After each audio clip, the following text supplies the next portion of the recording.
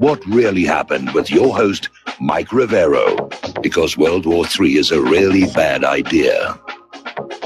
Here is your host, Michael Rivero. And aloha, America. Welcome to our show today. It's Wednesday, June 13th, 2018, middle of the weekday, hump day, starting that long, slow glide down to Pauhana Friday, and whatever's going to happen over the coming weekend as well here. There's a lot going on today. Got a lot of stuff in the talking points here, but the phone lines are open, 800-313-9443. Mike is in our control room, ready to answer the phones, put you on the air with your comments and questions. And we're going to go right now into the war zones because that does need to be the leading topic. I know the corporate media is all aflutter about, the upcoming World Cup and where the World Cup will be next time out. And, you're being conditized here. This is a very interesting story because apparently Italian troops are now being deployed in eastern Syria. And apparently they're being deployed in support of the Syrian Democratic Forces, which, of course, is one of the U.S.-backed opposition groups. So can we call it a world war now when we have the Italians fighting in Syria? Meanwhile, the Syrian government forces are enhancing their anti-aircraft defenses on the Golan Heights.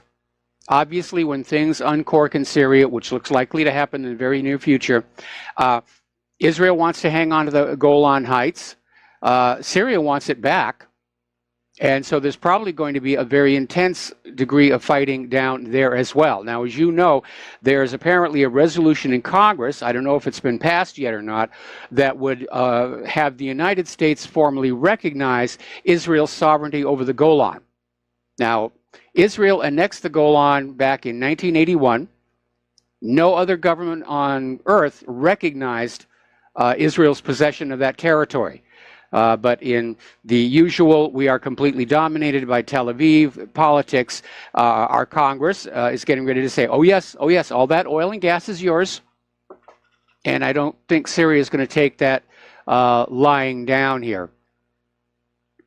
Now, in a rare interview with the British media, Bashar al-Assad is blaming the British-created white helmets for the Douma chemical hoax. And it was a hoax. There were no chemical weapons, just a lot of dust. And Assad goes on to say that Great Britain, France, the U.S., and their puppets are responsible for the war in Syria. That's absolutely true as well. It was never a civil war. It was an attempt at an overthrow, going on 8 years now. Supposedly, there was some kind of an airstrike against Idlib back on June 7th. And the United Nations is demanding to investigate what reports that Russia did it. And a senior Syrian military expert is saying, this looks like it's another attempt to stir up the crisis in Syria. And Russia is saying exactly the same. They're saying, we know it wasn't us that did the airstrike. You're welcome to investigate, but we are suspicious that this is not about a real investigation, but another attempt to escalate the situation in Syria and allow the United States to basically start cranking up more military action here. Now, down in Iraq, remember, Iraq's going through a bit of a turmoil. They had an election where Muqtada al-Sadr's party won, and then the election was contested. Then the warehouse containing half the ballots was burned down, and everybody's saying, do over, do over, do over. Well, Muqtada al-Sadr and militia leader Hadi Amiri have announced that their political blocs will ally. Now, Amiri came in second in the elections. So just these two working together, they're well on their way to a coalition government. So Iraq is starting to strain at all that money and all that bloodshed. With Muqtada al-Sadr in charge of Iraq, technically it's another military defeat for the United States. It's all falling apart. It's falling apart in Iraq. It's falling apart in Syria. It's falling apart up in Afghanistan. We're losing this war campaign. We're killing a lot of people in the process, but we're not exactly proving to be victorious. We keep getting stuck in all these quagmires over and over and over again. Now, Turkey is in contact with Iran. Apparently, Turkey is getting ready to mount an operation at Kandil over the Kurds.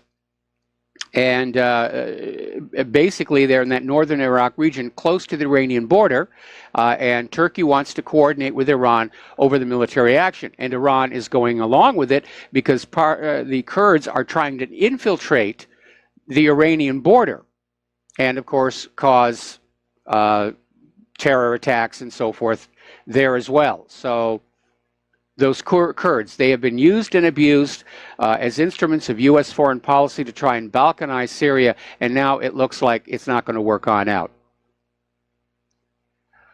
All right, we're going to do a shout out now to our on-air affiliates who are just now rejoining our network, and we're going to take a phone call from Al in Canada. Aloha, Al. Welcome to the show. What's on your mind?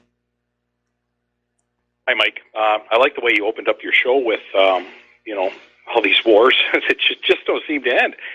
Mike, I've never heard you actually say it, but do you think the politicians and whoever is calling the shots on all these stupid wars, I've never actually heard you say that they are complete and utter failures and idiots.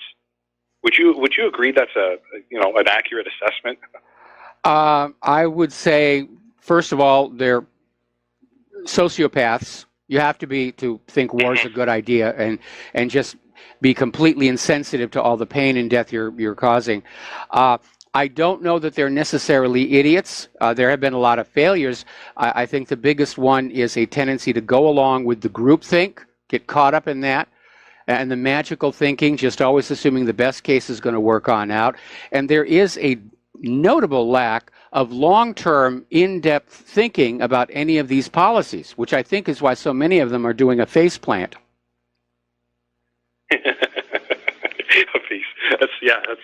That's a good description.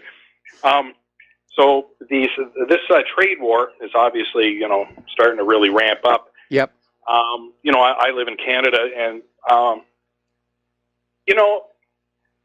what Donald Trump is saying about using the United States as a piggy bank is actually true. The trade deficits in the United States are just astounding. Yes. It's amazing that, well, I mean, how do you can't hide this. A part of that $21 trillion is because of these trade deficits. Yes. And I have to wonder if this war policy and these perpetual trade deficits are intertwined somehow, because obviously the United States has to protect or wants to protect its U.S. dominance, U.S. Federal Reserve note dominance. Yes. At the same time, there is that broken window theory, which obviously we both know is crapola, but some of these Keynesian economic economists believe in these silly things. I mean, do you think there's some kind of maybe a tie there at all? Well, there is no question that the war spending is a big reason our economy is in such trouble and it's overstrained. And a lot of that accumulated debt is war debt. Because they're spending more on the Pentagon. We don't really have the money. The U.S. government is trying to act like the books are all balanced and there's enough tax revenues coming in to cover all this, but it's an absolute lie. If there were enough tax revenues coming on in to cover the budget, they wouldn't be having to go back and borrow so much from the Federal Reserve or other creditors as they are having to do. So it's just another U.S. government lie. Now, I understand Trump's agenda was to make America great again. And I clearly have a different interpretation of what makes America great than Trump does. Because Trump seems to be taking the easy route of, we're just going to slap down all the other nations on earth and we'll be seen as the greatest nation on earth. I had a different idea, and that was that we repair our infrastructure, we rebuild our industry, we come up with new technologies and new products that could only be bought in the United States, and the money would come back on in, and so would the jobs. That was my idea of making America great, to make it truly great, not just relatively great. Yeah. It takes time. right? I mean, you know, the tax cut wasn't that long ago, the corporate tax cut. You know, obviously that trade deficit, I mean, that's crazy. Your country, the people in your country are becoming more and more debt. Their standard of living is decreasing. Yes. The good paying jobs have been disappearing by, you know, the thousands by the week. And it's all tied, you know, to that massive trade deficit, because, I mean, you can't run a trade deficit like that. It just hollows out the economy and people get poor. You know, like I'm kind of on Donald Trump's side with that. And Canada's running a trade deficit too. So, you know, it all takes its toll. I mean, Japan's not running a trade deficit. Germany's not running a trade deficit. So, you know, it is unfair. It really is. I mean, yeah, but I you need to understand from whence does this trade deficit come from? And here in the United States of America, it came from this attitude of the MBA generation that came out of the golden times of World War II, that we really didn't need to bother manufacturing in this country, that we could shop it off to other countries. Well, if you're manufacturing in other countries and then importing it back to U.S. domestic stores, that obviously is going to have a huge impact on the trade imbalance. And if you're not making anything the rest of the world wants to buy, yeah, that's really what it comes on down to. It has nothing to do with fair or unfair by other countries. It has to do with the fact that American manufacturing has been in decline for 30 years, and nobody wants our GMO agriculture. And that's the real problem. And because we are not self-sufficient on the items critical for our continued welfare, we are forced to import from other countries. Yeah, the GMO is a big problem. Yes. But, you know, as far as your manufacturing is concerned, I wouldn't give up on them too quickly. I've installed a lot of you know, American food processing parts and whatnot. What's that? Maple leaf wieners, you know, like that. Yeah. Like, there was a big plant put in here up in Canada, and all that equipment, all of it, every single piece came from the United States, and it's all good quality stuff. No, there is still manufacturing in the United States, and the United States does know how to make quality products. There just isn't enough of it, and it's going to take a while to get it up to the scale where we really would be on a much more even footing in terms of a trade war. I understand why Trump is doing what he's doing. I think he did it too soon. Well, you know, I really do. I mean, I hope things get better, you know, because the idea of going around and just beating up on other countries and, you know, trying to make a buck or whatever, you know, this war agenda and all these war profiteering companies, you know, armaments and whatnot. I mean, there's no future in that, really. I mean, when everybody's dead, what are you going to do? Right? True. You know? True. It's true. Thanks a lot for your time, Mike. I appreciate it. Have a good show. All right. Thanks an awful lot, Al. We're going to let you go. The phone lines are open again. Over in Iran, they are vowing to reopen the Fordo uranium enrichment plant if the nuclear deal collapses. Now, obviously, as you know, Trump pulled the U.S. out of the deal unilaterally, but the other signatories to the P5+1 are trying to figure out a way to keep the deal moving forward because they thought it worked. Iran had ceased its nuclear activity, which was the big issue. But of course, Iran's nuclear activity wasn't the issue from the U.S. point of view. Figuring out a way to invade Iran was the issue. And that's why Trump has pulled on out of the deal, and they're starting to goad and provoke Iran, and we're starting to see the ramping up of the anti-Iran propaganda all over the place. So Iran is talking about reopening the uranium enrichment plant. That's a definite reference to the potential military program. And Iran is going to start constructing a redesigned Arak heavy reactor soon. Now, this is a heavy water reactor. They're working with China on this one. And what I mean by a heavy water reactor is if you think about the pressure vessel of a reactor, you will have moderators in there, you'll have control rods, you'll have the fuel rods. Up until Chernobyl, graphite was used as a moderator. And what they mean by a moderator is something that will slow the travel of neutrons from one fuel rod to the next so that they can be captured and trigger fission by the next fuel rod. Now, the advantage of a heavy water reactor, while it's more expensive to set up initially because of that heavy water, which has deuterium as the hydrogen in H2O, it's a more efficient moderator, and you can actually use unenriched uranium and get nuclear power out of this reactor. So it's a very good design, as good as any nuclear reactor can be. It is considered a problem with the issue of nuclear proliferation because, again, while it's expensive to set up, it's also a lot easier than a conventional light water fission reactor. But Iran is checking with China. They've been working on this project for a while. And Iran knows that oil underneath their soil is going to be gone someday. And they're trying to nuclearize, and they have that right because Iran has signed and ratified the Nuclear Non-Proliferation Treaty, which grants them the right to have peaceful uses of nuclear technology. Now, the United States also signed and ratified the Nuclear Non-Proliferation Treaty. And under that treaty, the United States is obligated to help Iran build peaceful uses of nuclear technology. And if the U.S. had really been concerned about a secret bomb factory under the power station, they could have just gone on in and said, we're here to fulfill our obligations under the treaty. We're going to help you pour the foundations and lay the piping and do the wiring and get your new power station all up, oh, spanky, shiny, pretty, and everything.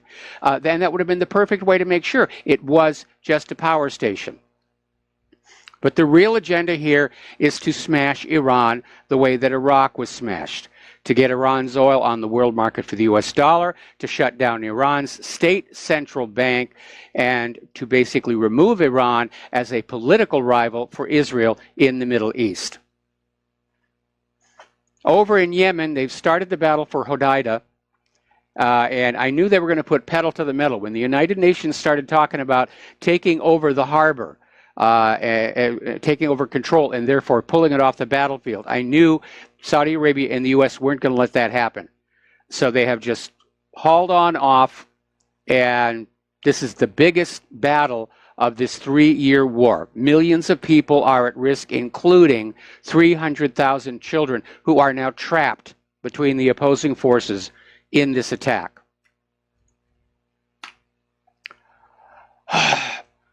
So basically, with Hodeidah in the hands of Saudi Arabia, the whole northern part of Yemen is cut off from any possible source of supplies, humanitarian aid, food, water, medicine, anything. There's going to be widespread famine. It would count as a war crime to do that to these people. But we're in a state right now of apparently total war. Anything to win. Forget about the Geneva Conventions. Forget about humanity. We have to win at all costs, no matter what, even if it means starving an entire country to death in order to take it over.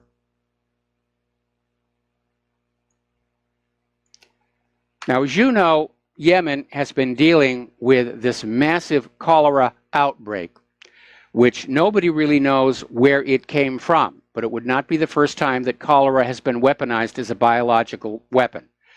And the Doctors Without Borders organization set up a cholera treatment center in Yemen's northwestern Hajjah Governorate. And the roof of the facility was marked with all the red crosses. This is a medical facility. And the U.S.-backed coalition just blew it up, which tells me that, yes, they want that cholera outbreak to further weaken the people of Yemen. We're going way past the Nazis here in how these wars are being conducted. All right, we're going to take a break for commercials, and we'll be right back. Okay, welcome back to our show. We got our tech issues taken care of, and things are back online here. So Japan is going to cooperate with the U.S., South Korea, China, and Russia to solve the North Korean issue. Basically, everybody with an agenda and vested interest is now trying to crowd on in post-summit to make sure that their interests are being taken care of. Trump came out, though, with a very bizarre statement, following the summit. I mean, Trump was out there just enjoying the moment. He was looking good to the world. He finally had the mantle of a peacemaker. He's been nominated for a Nobel Peace Prize now. And, of course, Kim Jong-un came away with the prestige of having had a one-on-one meeting with the President of the United States of America. But that's all that happened. They made some promises. But then Trump comes on out and says there's no longer a nuclear threat from North Korea. Well, if that's true, then there wasn't before, because nothing has changed. There's not a single thing that has changed. I mean, yes, North Korea shut down their nuclear test site, but they had to do that anyway. They had just blown it into pieces. They couldn't use it anymore.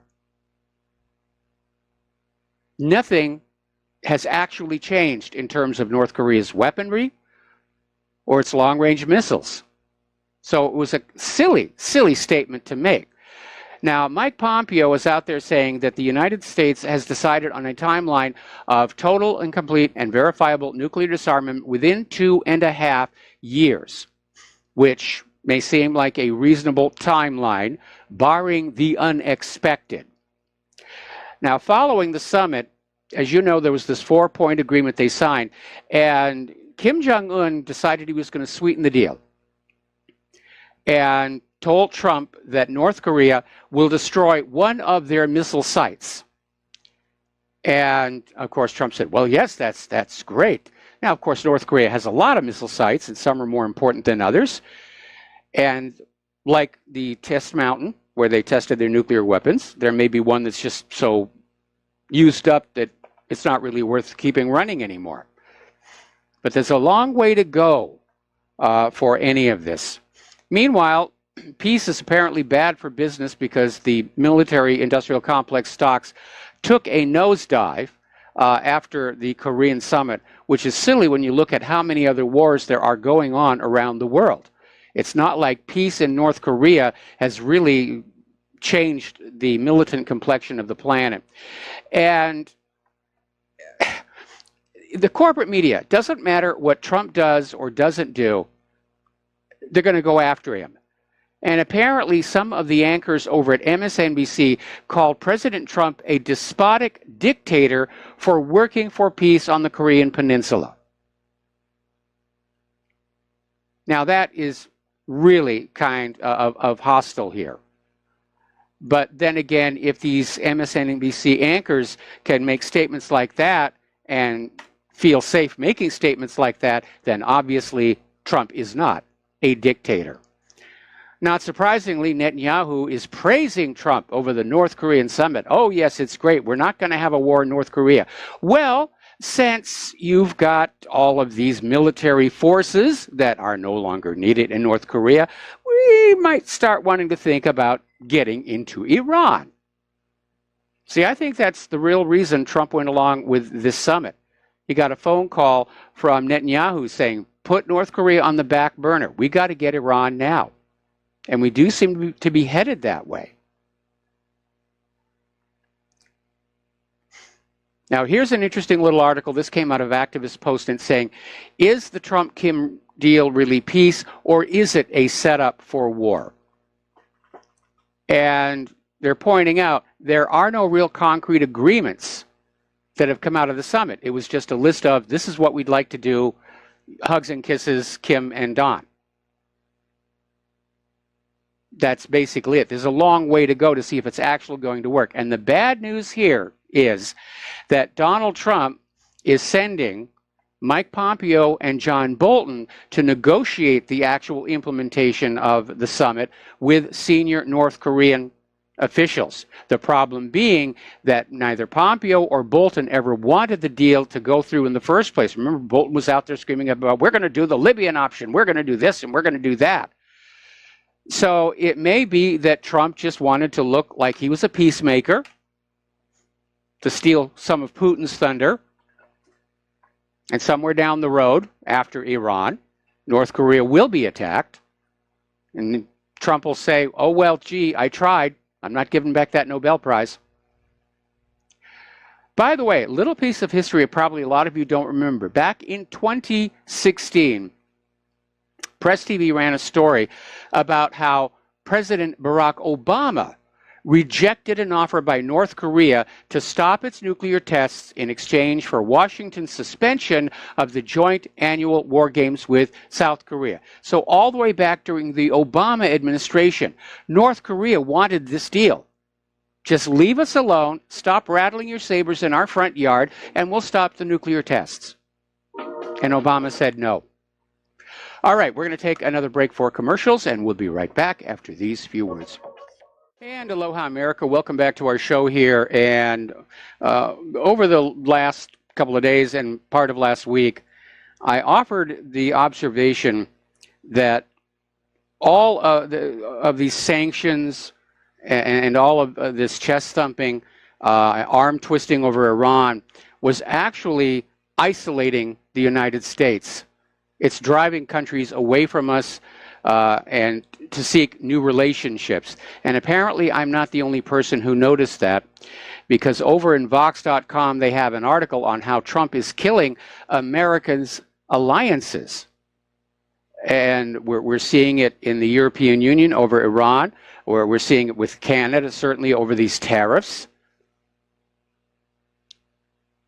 And people are trying to figure out what's going on with Trump, where, you know, he's buddy-buddy with North Korea all of a sudden, and being less than buddy-buddy with our traditional allies. Over in Ukraine, there is a warning coming on out from the Ministry of State Security of the Donetsk People's Republic. Apparently, they have intercepted intelligence information that Ukrainian forces are preparing a provocation in Donbass that threatens the lives of an incoming EU delegation.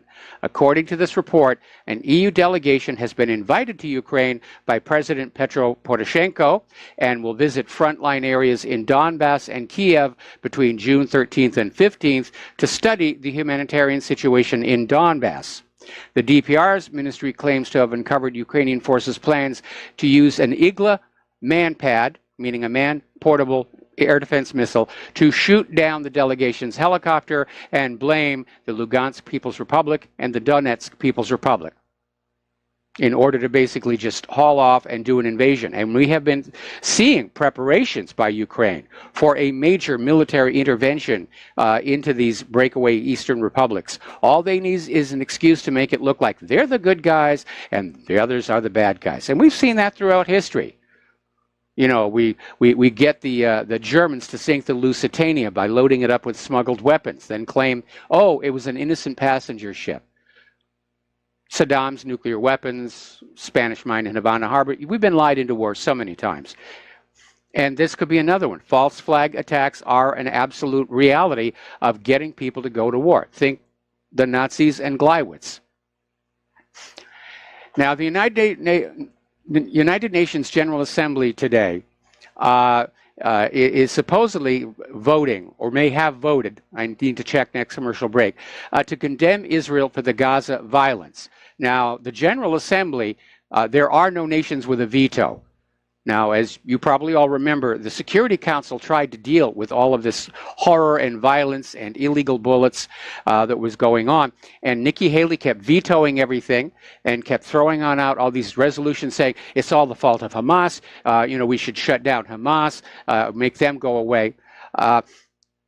And the resolution in the Security Council to have an investigation into what Israel's doing in Palestine was passed unanimously, but one vote, that being, of course, Nikki Haley.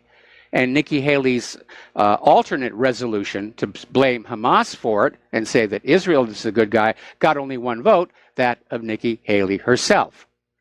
And the world is getting pretty fed up with Nikki Haley's antics, and I think Americans are realizing that she is whoring herself to Israel in the Security Council. That's her job. So the General Assembly decided to have a symbolic vote. And of course, Nikki Haley is out there trying to find some way to derail that because she can't veto it. And she's still out there screaming, no, no, no, it's Hamas. It's Hamas are the bad people. You know, Israel's good. Israel's God's chosen people. They're the most moral army in the world. So let's see. I'm still not seeing a result on the vote, but I'm sure it's going to happen very, very soon. Probably a lot of nattering and gromishing going on in those hallways. A lot of arm twisting going on. You can't vote against Israel. You can't vote against Israel. It's amazing how much control Israel has. I was on the Richie Allen show earlier today, and we were talking about that incident in France where this community wanted to name this little tiny street, like almost an alley, after the Nakba. And immediately the Israeli diplomats goes, oh, it's inciting violence and support of the Palestinians, and the sign got taken down. But people are starting to notice now that they're not in control of their own countries, that the governments they've elected are not in control of their own countries. And they don't really like it. Nobody likes being under puppet rule. They didn't like it in Iraq. They didn't like it in Libya. They didn't like it in Yemen. Why should we be happy with it? There's no reason at all. Think about Vichy France and the resistance. Okay, now there is a backlash growing, though, because of the Bloody Monday massacre. I think a line was crossed, and Israel's absolute unrepentance and continuation of the atrocities is only fueling the fire. Apparently down in South Africa, their health minister, Mpo Palatse, was suspended after declaring South Africa's economic hub, Johannesburg, a friend of Israel. And he was speaking at the South African Friends of Israel conference, which is sponsored by Israel's Ministry of Strategic Affairs. Israel likes to go into these other countries and have these conferences, come be a friend of Israel. But apparently the city's mayor, Herman Mashaba, said that the comment was totally inappropriate and disappointing because it's one thing for him to say that he personally is a friend of Israel, but he doesn't have the authority to simply declare the entire city to be a friend of Israel, especially after what happened in Gaza on Bloody Monday. And so the health minister has now been suspended here. Over 300 prominent global figures accuse Israel of committing war crimes, which they absolutely do. It fits the definition. And they have come up with a joint letter signed by over 300 elected officials, legal scholars, academics, artists, faith leaders, and activists from around the world, including rabbis. And that's a significant development because it is part of the Jewish faith that you never, ever criticize your fellow Jews in public. And yet it's happening. We're definitely seeing it happening. Apparently signatures include 10 Israel Prize laureates, film director Ken Loach, author Alice Walker, Noam Chomsky. Over in Spain, the city of Oviedo has now disinvited an Israeli orchestra and ballet group that was scheduled to perform in the city's cultural program in the autumn. But the city has said, no, you're not wanted here, not after what's going on in Gaza. It's seen as a huge victory for the boycott, divestment, and sanctions movement. And last week, the city of Valencia approved a motion proposed by the Progressive Party Podemos to declare itself as an Israeli apartheid-free zone, becoming the largest city in the world to do so. Israel is not going to shut this up by screaming anti-Semite and Jew hater. They went too far. They jumped the shark. Israel is still trying to figure out a way to spin this to their benefit. And some of it's getting pretty pathetic. At one point they were saying, well, they had to shoot the Palestinians because the Palestinians were going to kidnap those Israeli soldiers, which was absurd. And now they're getting into the excuse that by killing a lot of Gazans very quickly, they would scare the rest of them away, and in the long run, lives would be saved. And what's really interesting is this author of this one piece, Dan Margoulet, talks about the battles taking place. And he said, more than convinced, the beginning of the fighting about 10 weeks ago is the massive shooting at the beginning of the battles has saved many Palestinian lives. There's only one problem. There are no battles. The Palestinians do not have weapons. They are protesters. It's a one-sided massacre. And this attempt to somehow equate the two sides as militarily equal is utterly absurd. The Palestinians have rocks and slingshots. And yes, they're using incendiary kites to try and set fires on the other side of the fence. But is that any different from when Israel comes on in and drops white phosphorus on their residential areas? Don't forget, just yesterday we were reporting on a story where Israel actually invaded central Gaza and bulldozed a whole bunch of agricultural fields, claiming they needed it for security purposes. They're starving these people, bit by bit, slow starvation. That's what's going on. All right, let's take a phone call. Laura in Michigan, aloha. Welcome to the show. What's on your mind? Hi, Mike. I'll tell you how Israel's fighting back. I watched Saturday night. You know, Jay Sekulow, he's also a lawyer of Donald Trump. Yes. He's got the AC, American Center for Law and Justice. Well, they've got a movie out. You could go to American Center for Law and Justice Films.com. And I saw part of the trailer. It was all about how Hamas is bankrolling the BDS movement, which was totally crazy. Yes. And how BDS is hurting so many people. They had a winemaker. The winemaker says, I can't sell my wine. And then they were talking about how the BDS is causing anti-Semitism on college campuses. I mean, just everything. Yeah, well, they're laying on the propaganda real thick. I mean, and if you look at, that Palestinian medic, that 27-year-old girl that they shot through the chest with one of those expanding bullets, and then they tried to recover from that disaster by faking this video, which supposedly shows her throwing a tear gas grenade at the Israelis. The only problem being that her face is covered. You don't know that it's her. She throws that gas grenade a total of something like 10 feet, and there's nobody in the distance for her to throw it at. I mean, they're desperate to find some way. And, of course, you have America's corporate media like the New York Slimes are going along with this because that's what they're paid to do. But the world's eyes are opened, and they're realizing that, Israel is certainly not behaving like God's chosen people should be behaving. You'd expect a little humility. But Israel's the aggressor. The name of the movie is Protecting the Promised Land. Oh, boy, they're laying it on thick there. Yeah. So I think really everybody should go to acljfilms.com. I wouldn't waste my time.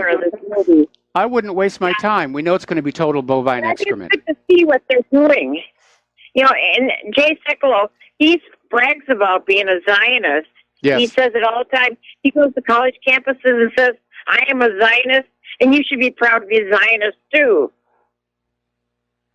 This guy doesn't hide what he is, Well, the reason they're pushing so hard is the optics on both the Bloody Monday massacre and the shooting of the Palestinian medic. And by the way, the medics and journalists are being intentionally targeted.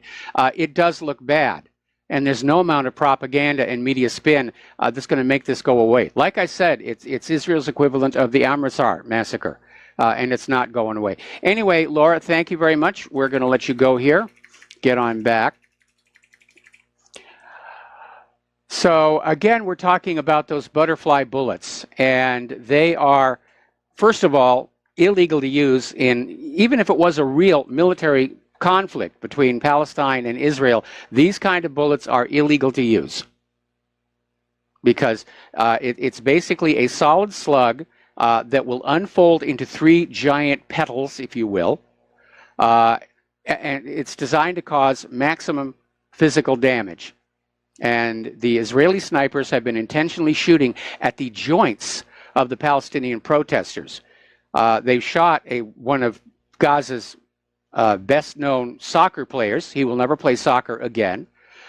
They have shot some of these people with these bullets that just absolutely explodes the leg, and then refuse to allow them to go over to the West Bank where the hospitals have a chance of saving the leg. So they wind up being amputated. So it's basically Israel is intentionally disabling these people for life. It's a shoot to cripple policy. Israel, also, just to show that they're still in charge, has decided they're going to limit helium supplies to Gaza. Now, you may wonder why that's an issue. It's got nothing to do with balloons. Helium gas is used for a range of medical purposes and equipment, including MRI machines. And the hospitals in Gaza are already running out of everything that they need to operate in because of all the injured coming in from these snipers, Israeli snipers, shooting the protesters. And nothing else is getting on in. That freedom flotilla that's on its way probably won't make it any more than its predecessors have. And Israel just wants to show their arrogance here. And apparently Israel forces have taken over an archaeological house in Hebron and turned it into a military outpost. Now, archaeological house is a landmark. Sometimes it's called a heritage house, meaning it is a building that has been there that goes way back 100, 200 years. And Israel has a bad habit of commandeering these buildings and converting them to military outposts, and in the process, they wreck them because they want them to go away. They want the visible signs of the previous Palestinian culture gone. And they keep doing this over and over again. Now, one of the things that many people don't know about the Palestinian culture is they were world famous for their embroidery. It was just absolutely amazing. And as part of their outreach to the world, some years ago, I think it was about 11 years ago, the Palestinian Cultural Ministry arranged a global exhibition of Palestinian embroidery, traditional Palestinian clothing with embroidery. It was a traveling exhibit. It went from museum to museum to museum to museum until it got to Los Angeles, where the entire exhibit simply vanished from inside the secure cargo storage area.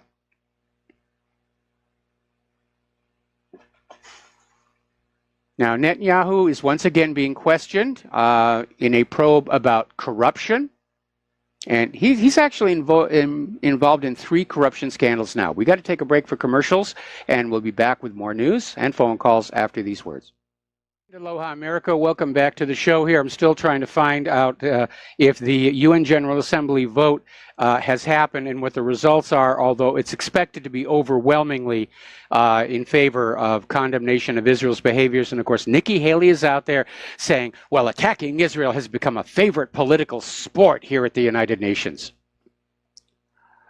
I don't know what they pay her for being such a liar, but it's not enough. If Pinocchio was real, her nose tip would be out by Chicago, I think, by now. All right. So, as we were saying before we went to the commercial break, Prime Minister Benjamin Netanyahu is being questioned in a probe for corruption, and there's 3 of them. This is the so-called Case 4000. And it basically accuses Netanyahu from 2014 to 2017 using his former position of communications minister to have Walla, a news site run by Besek Communications giant, provide favorable coverage of him and his wife, Sarah, which you're not supposed to do. But there are 3 scandals now, 2 of them involving the purchase of these German Dolphin-class submarines and some kickbacks. And we keep hearing that indictments are imminent, but somehow they never happen, just like here in the Washington, D.C. Now, here is an interesting little story. This came out of forward.com. And the headline reads, Jared Kushner swore at Israel's ambassador for acting like he owned the place. Well, doesn't Jared understand that the ambassador does own the place? Anyway, the story goes back to February 13th, 2017, the day that Michael Flynn was forced out as National Security Advisor. Ambassador Dermer reportedly went to the White House to visit Donald Trump. And Dermer asked to meet privately with Flynn, prompting the White House aides to explain that he can't just come on into the White House and dictate whom he wanted to meet with. And at one point, in front of witnesses, Kushner swore at Dermer in the West Wing office, saying he wasn't going to do his bidding just because of his Jewish background. You're not going to tell us how to run these things. Don't try and push us around. Don't try and jam us. But there's a quote in this article that cuts right to the heart of the matter. And I quote, Dermer reportedly went to the White House to try to arrange for Trump to sign secret documents as other presidents had done, which the Israelis saw as an American commitment not to ask them to give up their undeclared nuclear arsenal. So once again, Israel's a nuclear power. They will not sign the Non-Proliferation Treaty. They will not allow IAEA inspections. And yet they sit there pointing fingers at Iraq. They claimed Iraq was building bombs underneath Iraq's power station at Osirak. They blew it up. Nope, no bomb factory there. And now they're on the warpath against Iran. Meanwhile, of course, they've got a bomb factory under the reactor at Dimona. That secret was let out to the world by Mordecai Vanunu a long, long time ago. And still, you cannot get the U.S. government to acknowledge the fact that Israel is, in fact, a nuclear power. All right, there's the music. We're going to take a station break ID, and we'll be right back after these few words. And aloha America, welcome back to our show, hour number 2. The phone lines are open, 800-313-9443. And I already mentioned this a little bit earlier in the program, but again, it shows the influence that Israel supporters have in countries all over the world, not just the United States here. So there was the story, it was a Middle East Monitor ran it, and there was this French suburb that wanted to put up a sign renaming a street to Nakba. The sign was written in French and Arabic, and underneath the street name it proclaimed, in memory of the expulsion of 800,000 Palestinians and the destruction of 532 villages in 1948 by the war criminal David Ben-Gurion for the creation of Israel. And, Israel's just reacted. The Foreign Ministry spokesman, Manuel Nashon, saying it's a nauseating act to rename the street. And Israel's ambassador to France, Aliza bin Noun, accused the mayor of supporting Palestinian terrorism and inciting hatred. No, actually, it is the actions of the government of Israel that are inciting that disgust and that hatred. And every time somebody says, oh, you're being an anti-Semite or so, no, it's got nothing to do with the ethnicity. It's got nothing to do with religion.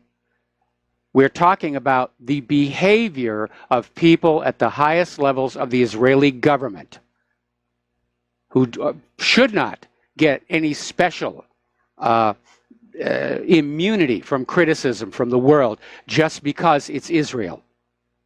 But they do like to claim that. Some years ago on Amy Goodman's Democracy Now!, they had a former member of the Knesset came on the show and openly admitted they scream anti-Semite just to shut people up because people are asking questions Israel cannot really answer. And they want to deflect the criticism. Israel wants to do what they're doing, like attacking the U.S.'s liberty.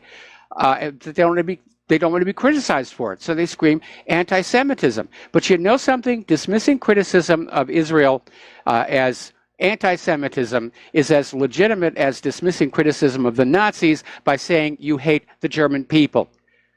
And when you switch the context like that, you see how utterly absurd this whole thing is. Okay, now, as you know, the Air Force has a bit of a problem. They're running out of pilots. Their existing pilots are choosing to rotate out at the end of their enlistment. The Air Force has actually started a recall program for recently retired pilots to bring them on back. They're talking about new bonuses and financial incentives to try and keep those pilots in those cockpits, because it does take a long time to train up a good pilot. And you don't want to see them leave. But it looks to me like maybe these pilots, like so many other people in the armed forces, are realizing these wars are not honorable. They're not glorious. They are not necessary for the defense of the United States. They are, as Smedley Butler put it, racket. War is a racket. Now, last week, as you know, we reported that the entire B-1 Lancer bomber fleet has been grounded because of a fault discovered in the ejection seat. And they don't know how long it's going to take to fix it, but the entire B-1 fleet is grounded. Now we're learning that there was another emergency landing, and it happened right here in Hawaii back on June 1st, where they took off from Hickam, and they were flying on out, and they got a safety checklist warning, and they had to come on back and land. And they're not saying exactly what happened on the plane, other than it has nothing to do with the ejection seat problem that has prompted the global standout. And it's another reminder that for all the money we have poured in to our military, our weapons really aren't that good. They're not reliable. The F-35 is a boondoggle. There's absolutely no question it's a boondoggle. But still, the war machine is marching ahead. And we got our daily dose of booga booga from theorganicprepper.com. They ran an article, here's what would happen if a nuclear bomb was detonated on the ground in New York City. So they want you to start thinking and fearing nuclear bombs, nuclear bombs. Oh my goodness, North Korea has hit us with a nuclear weapon, or Iran has hit us with a nuclear weapon, or so forth and so on. So they go through some vivid descriptions about what's going on. And there is no question it would be a horrible thing, like these poor people in New York have not already suffered enough with 9/11. But the reality is that a ground detonation of a nuclear weapon is nowhere near as efficient and effective as an airburst at 5,000 feet. But this article seems to be implying that we could be hit with a terror attack where the nuclear weapon is delivered in the back of a truck. That's the only reason I can think of why they're going through this process, because in a real, honest military nuclear war, there will be no ground bursts, for the reasons I've already elucidated here. All right, we're going to do a shout out now to our on-air affiliates who are just now rejoining our network. And finishing up on the international and war news, quote from Bernie Sanders. The United States is fighting terrorism in some 76 countries. So that seems to be the number of countries the United States is militarily engaged with. They officially acknowledged 7. Caught everybody by surprise when those Americans got killed in Niger. Yes, you caught us. We're inside Niger. We were playing around there in Africa. You caught us. According to Bernie Sanders, 76 countries. I think we can safely say this is a world war. And I think we can safely say who the aggressor is as well. Turning to the domestic news, the big shocking news is that former Trump lawyer Michael Cohen is now saying he will cooperate with prosecutors from the Southern District of New York who've been overseeing this criminal probe against him. This is coming from ABC News. Michael Cohen has basically split off from the law firm that was representing him. And so he's going to cooperate. Now, obviously, a lot of people are saying that under threat of imprisonment, that Michael Cohen could be coerced into turning state's witness and even possibly lie to go after Donald Trump. Now, Cohen's family members and lawyers and the White House, they're going to have problems with this. They've been working on this multifaceted investigation into Russian interference in the 2016 election. How much would it take to get Michael Cohen to say, oh, yes, we did find evidence of Russian interference in the election, to stay out of jail? And needless to say, the Democrats are ecstatic. They're going to get Donald Trump They're finally going to get him. The globalists are ecstatic. We're going to get this nationalist guy out of the White House here. Now, over at Robert Mueller's special counsel office, he's got a little bit of egg all over his face. Because, as you know, at a time when people were criticizing him for this hideous waste of money and manpower for this Trump-Russia collusion, which had delivered nothing, Mueller tried to make it look like he was doing some kind of a job by handing out indictments, mostly for procedural crimes that didn't require special counsel, none of which were connected to the Trump campaign. But in the middle of it, he indicted a whole bunch of Russians and said they were involved, that's it, that's the path to the Russian collusion. And then he sat back, secure in his belief that the Russians would simply stay in Russia, and that everybody would simply go along with his accusations as if they were facts of evidence. Well, surprise, surprise, Bob, the Russians showed up. They showed up in court, and they're saying, let's move forward with the court case. And now Robert Mueller is scrambling to get judges to seal the evidence that the defense attorneys for these Russians would be entitled to under discovery. Meaning, he doesn't really have a case against them. It's as empty as his case against Trump. So that one backfired on him a huge, huge bit. Now, everyone's still talking about Russian interference in the 2016 election. Let's talk about Debbie Wasserman Schultz, who openly rigged the primary against Bernie Sanders in favor of Hillary Clinton. Let's talk about Nancy Pelosi, who bragged that it was okay for the Democratic National Committee to ignore their own voters and rig the primaries. Isn't that interference in the election? Prior to it being shut down, Trump's Election Integrity Commission had found quite a bit of evidence of tinkering of those electronic voting machines. Why aren't we looking at that? Why aren't we looking at all the illegal immigrants who voted in the 2016 election? Why don't we look at all the times the United States interferes in other countries' elections? It's just more of this anti-Russia witch hunt. Now, part of that whole thing with Debbie Wasserman Schultz seems to be centering on this IT scandal that was inside the Congress involving the Awan brothers, specifically Imran Awan, and the fact that after the Awan brothers were locked out of the congressional computers for inappropriate access, read spying, Debbie Wasserman Schultz hired him. And she kept him on her payroll right up to the day he was arrested, trying to leave the country. Now, when the Awans were still working inside Congress, they found out that the Awans were using one congressional server, as if it was their home computer. They had kids' pictures on it, family photos, and so forth.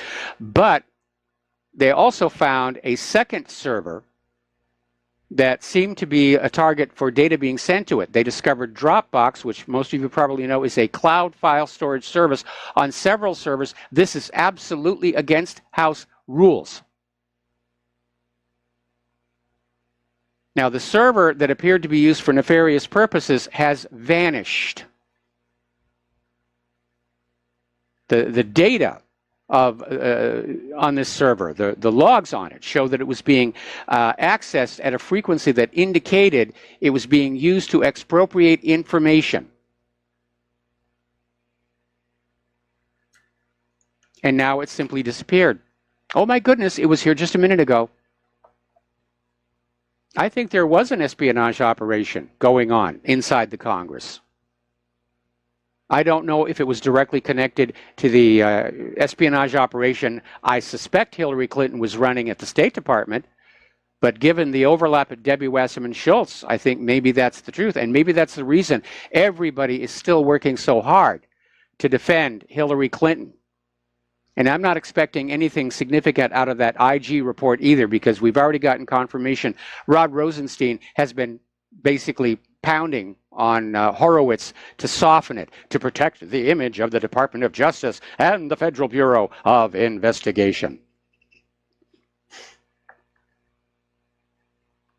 But if that was right, If the Awans were spying on members of Congress and Hillary was spying on, well, a lot of other people, then they got the goods. They can blackmail them. They can destroy careers. That may explain sometimes where you'll have people like Trey Gowdy, who looked like one of the good guys, all of a sudden flip over and start defending the FBI spying on the Donald Trump campaign. Maybe they found something on him. I mean, back when J. Edgar Hoover was running the FBI, he was notorious for his secret private files, which were not files on criminals, but files on politicians. He used the FBI to dig out the dirt on all the leading politicians so he could control and blackmail them, up to and including President John F. Kennedy. And it was viewed as a time of intelligence agency tyranny. And now it looks like we're going through that same thing again. As far as Imran Awan himself, he has a job. He's been hired by Chris Gowan, a close former aide to Bill and Hillary Clinton. So that's where he's hanging out, waiting for his trial on federal charges. Still unanswered, who is paying for his defense? So let's get on back here to this Russian hack story. The Russian hacking of the DNC servers. Well, it's been 2 years since the allegation, and there's been no proof whatsoever. Now, data analysts are saying that the data that was removed, or copied rather, from the DNC server was not hacked because it was copied off way too fast to have gone out over the internet. It had to be copied to a flash drive physically on the premises and walked out of the building, and from there to WikiLeaks. And that's where, of course, Seth Rich comes on in, because he got murdered in what is still officially declared a robbery, even though his wallet, watch, and cell phone were not taken. And Julian Assange got really, really close to saying that Seth Rich was in fact the leak within the DNC. But we've got to bash the Russians. We've got to keep that anti-Russian narrative going here. But these are very stressful times for the American people, and apparently threats against members of Congress have skyrocketed. And last year, 2017, there were about 2,000 specific threats to members of Congress. And in response, the House Administration Committee has allocated $25,000 to each member of Congress in 2017 and again this year to beef up their personal and office security, prompting some members to hire bodyguards for events and equip offices with panic buttons and shatter-resistant glass. I understand one member of Congress actually bought himself some high-quality body armor. The American people are unhappy. And I don't agree with threatening members of Congress. You just make yourself a target by doing so. But I think we're seeing a government that's in the process of tearing itself apart. Okay, let's talk about the economic news here. And we know that we are being lied to on a massive scale about issues like the rate of inflation, the unemployment rate, and so forth and so on. It's all a bunch of lies. This article over in Blacklisted News is saying the real America right now has 21.5% unemployment, 10% inflation, and negative economic growth. And those sound pretty close to accurate to me. We know, despite the claim of 4% unemployment, there are 90 million Americans, legal American citizens, willing and able to work, who have not been able to find jobs for months, if not years. And the way the government does its little magic trick is if you're out of work for more than a few weeks, you get moved over to this other category, which is no longer counted when they calculate the jobless rate. But you can go over to the Bureau of Labor Statistics, and they've got a chart right there. The labor participation rate, sorry, rented lips, the labor participation rate is hovering mid-60%. Now, you can't equate that mid-60% participation rate with the official claim of a 4% jobless rate. They just don't line up at all.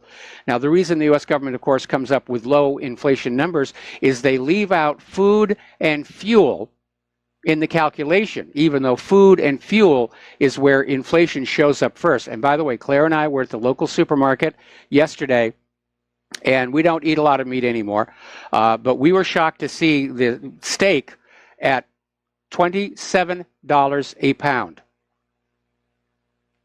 So don't tell me that there's no inflation going on here. Story coming out of Investment Watch blog saying that the economic collapse isn't coming. It's already here. Half of U.S. families can't afford food and rent. That is certainly true. It's a slow motion collapse. They're hoping you won't notice, but we are noticing. We notice it every time we go on out and we see that corroded and decayed infrastructure. We realize the economy is collapsing when we look at all the retail vacancies that are out there, when we look at all the homeless and hungry that are out there. It's our Buddha on the road moment. We understand the government is absolutely lying about the current economic situation. And all they can do is think about trying to conquer the world and bringing them back to Bretton Woods to prop up the U.S. economic system again. And I don't think it's going to work. I think they're going to lose this war, especially if it goes nuclear. And what's going to be left of this country, it's going to be a long time healing. We're going to take a break for commercials, and we'll be right back after these few words. And aloha, America. Welcome back to our show. We're discussing the economic news here right now. And over at Warren Buffett's enterprise, he has a valuation tool that he uses to assess the stock market, compares the total value of the stock market to the gross domestic product. And right now, they're saying that the U.S. stock market has never been more overvalued, never gripped by greater bubbled out mania than it is right now. And there's going to be a correction, and the stock market could crash 50%. Would be worse than 1929, and for many of those exact same reasons. Now, over in the European Central Bank, Mario Draghi is obviously running out of whatever it takes. Remember when Europe started to get into their economic woes, and Mario Draghi got out there and said, we're going to do whatever it takes to keep things going. But the big three central banks, the U.S. Federal Reserve, Japan, and the European Central Bank, are running out of time trying to hide the fact that they're imploding. And it all really looks good from the global news generated, but it's obvious that cracks in 2018 will become craters in the next few years. They're overextended. When they just create money out of thin air, it devalues all of the money that's out there. The Fed is trying to figure out a way to reel some of it back in, but they do so at the risk of crashing the stock market. They have really put themselves into a real corner here. And part of the reason is that constant push by Wall Street for deregulation. Don't worry, we've learned our lesson the last time. You can trust us. And it really doesn't work. The massive quantitative easing program has generated very significant imbalances, and the risks outweigh the questionable benefits. The balance sheet of the European Central Bank is now more than 40% of the Eurozone gross domestic product. Private central banking cannot be made to work over the long term because by design, it creates more debt than money with which to pay that debt. The instant that first pretty printed piece of paper goes into circulation, more money is owed to that bank than actually exists. And that imbalance between debt and currency grows and grows and grows and grows until it swamps the system. Private central banking is not about banking. It's not about the country. It's not about the people. It is a system of enslavement to trap people, nations, as debt slaves, to control them, to seize the real physical wealth of the country for themselves here. Getting a warning over here from,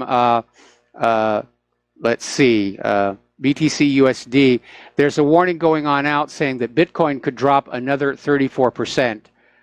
Bitcoin has not been doing very well between the hacking of the servers and people sort of moving off of it. It's really not doing all that well. Poor old Tesla. I feel bad for them.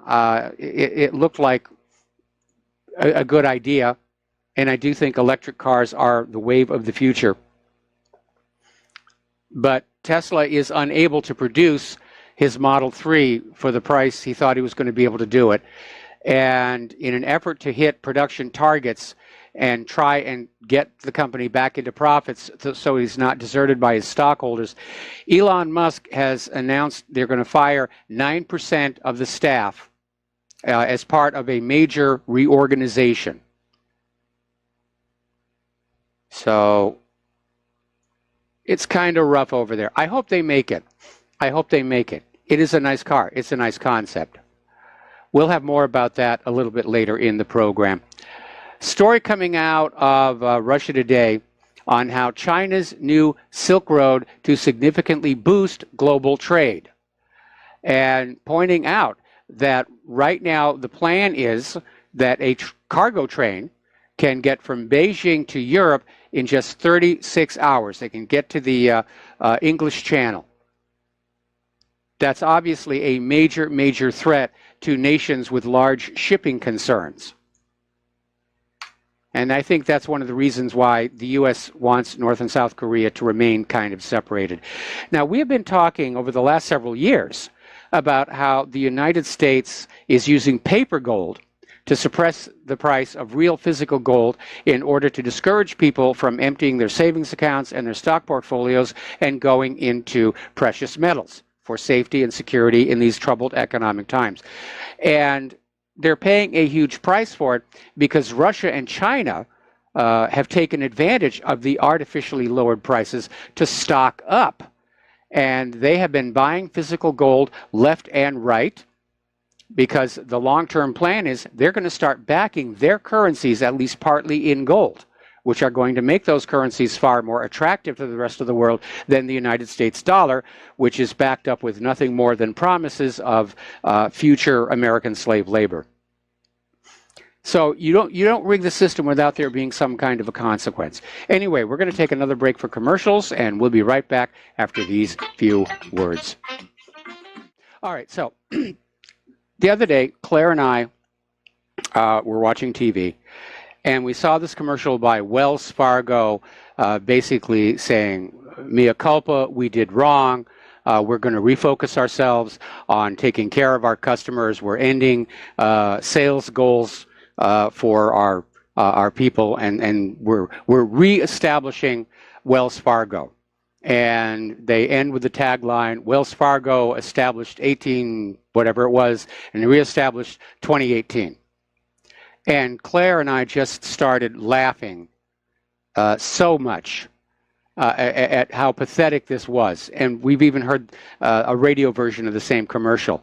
Well, it isn't like Wells Fargo did just one scandal. If you look at it and total it up, there are 87 Wells Fargo banking scandals. And it is a reminder that Jesse James may have been right when he said the real outlaws were the bankers. But you look down the list here, mortgage abuses, banking violation, False Claims Act, toxic security abuses again, banking violations, consumer protection violation, price fixing, anti-money laundering deficiencies, and it just goes on. And they're just racking up these huge fines, like $100 million a pop.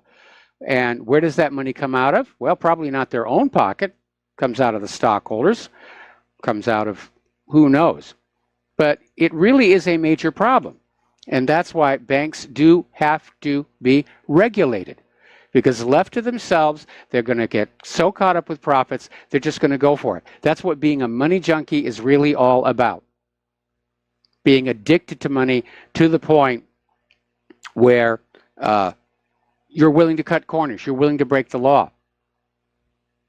And Wells Fargo's not the only one. We've seen other major banks like Deutsche Bank get hit with scandal after scandal after scandal.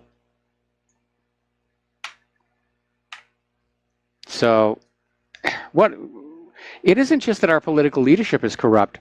Our entire civilization has corrupted itself. People used to say that money's the root of all evil. No, that's not true. Money can do a lot of good. It's the love of money that's the root of all evil, where people who are just getting that money is the end all and be all. And as I've said before, I'm a great admirer of people like James Cameron or Steve Jobs or George Lucas, who became rich incidental to being very good at what they do. And some of them, James Cameron especially, are doing good things with their money. They're funding underwater research and all kinds of things. Now, a judge has just ruled, actually yesterday, that AT&T can in fact acquire Time Warner. And they're moving ahead with the acquisition. Apparently Comcast is trying to make a bid for Fox. And we're seeing this age of great monopolies being built up. The problem with monopolies, though, and the reason they used to be illegal, is when you have a monopoly, there's no control on the prices to the consumers. Once there's a monopoly, they figure they can charge whatever they want. And we have already seen with these other mergers, like Spectrum, as they grow, the price goes up, the quality of service goes down. So that's moving forward here. Getting on over to Europe, things are getting very, very testy in the European Union. And apparently Verhofstadt was screaming that Nigel Farage is an agent of Vladimir Putin. This was right in the European Union Parliament. And basically, he said that Farage is part of a fifth column inside the EU trying to destroy the bloc. And then he went on to call for an end of cooperation with nationalist leaders such as Italy's Matteo Salvini in order to protect the EU as it is today. So the globalists are getting desperate. They realize it's starting to come apart. The people of Europe, the ordinary people of Europe, they've had enough of this stuff. They've had enough of the problems coming on in with the open borders. They've had it with the European Central Bank's predatory behavior with the economy. Now, over in Great Britain, they're still trying to figure out a way to derail the will of the British people and somehow make Brexit go away. And there was this crowd-funded legal challenge to the British government's invoking of Article 50 of the Treaty of Lisbon, which is how you declare your intention to leave the European Union. And it went all the way to the High Court, which simply dismissed it, saying it's totally without merit. The whole basis of the lawsuit was that Britain had not, in fact, formally declared its decision to leave. Well, I think the intention has been stated, but they just kicked it out of court and said it's totally without merit here. A lot of people were looking at that vote that took away Parliament's final say over the Brexit as a victory for the Brexiteers. Others are saying the Brexiteers may have been played because the reason that bill was voted through without those amendments was the net result is if there's no deal by November the 30th, then the House of Commons must approve the course of action. And so now the talk is that they're going to let it go into the House of Commons, and they're expecting the House of Commons will vote against the Brexit. So this thing is just being fought out tooth and nail. And I can imagine George Soros is not getting a lot of sleep. He's already out there saying, oh, hang on just a second. This is Michael.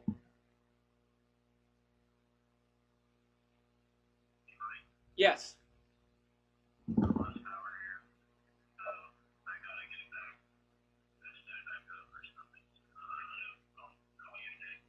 All right, well, I'm continuing the show on YouTube.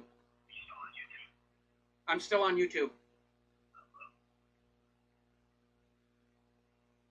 Okay?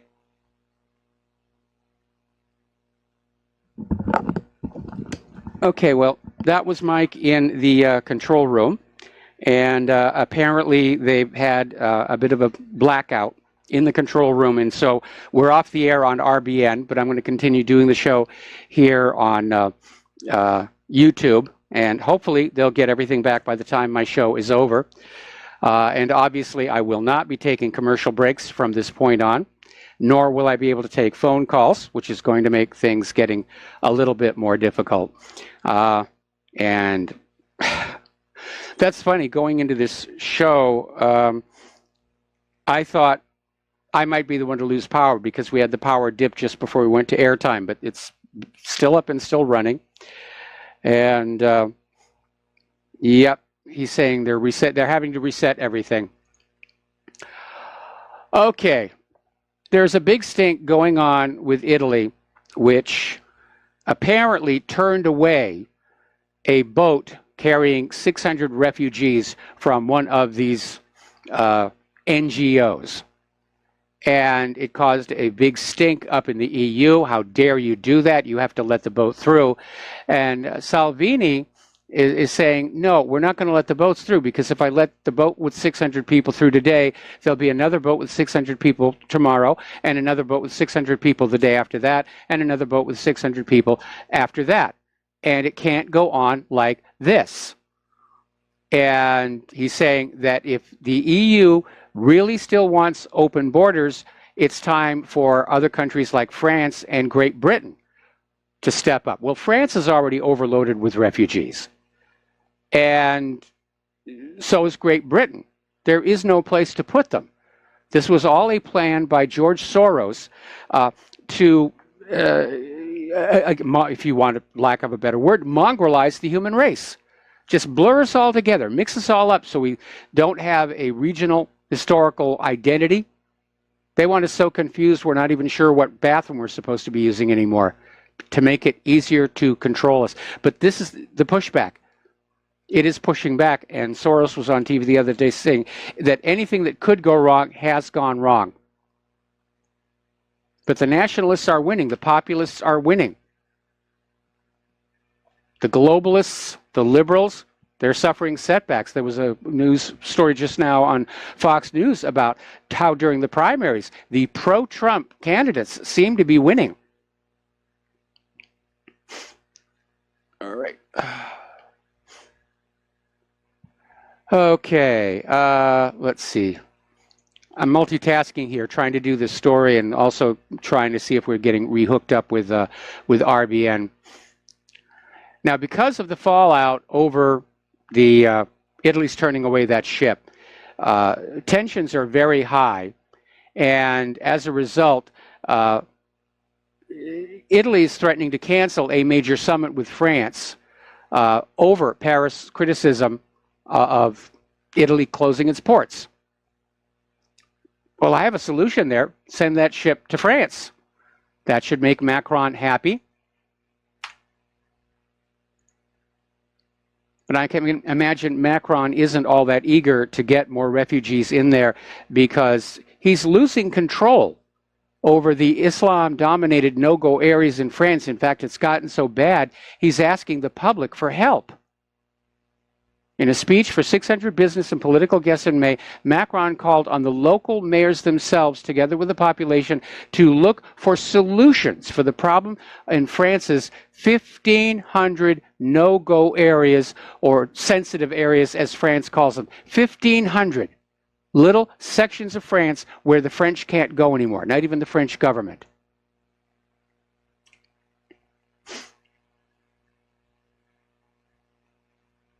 Now, here's an interesting little article. This came out of Russia Today.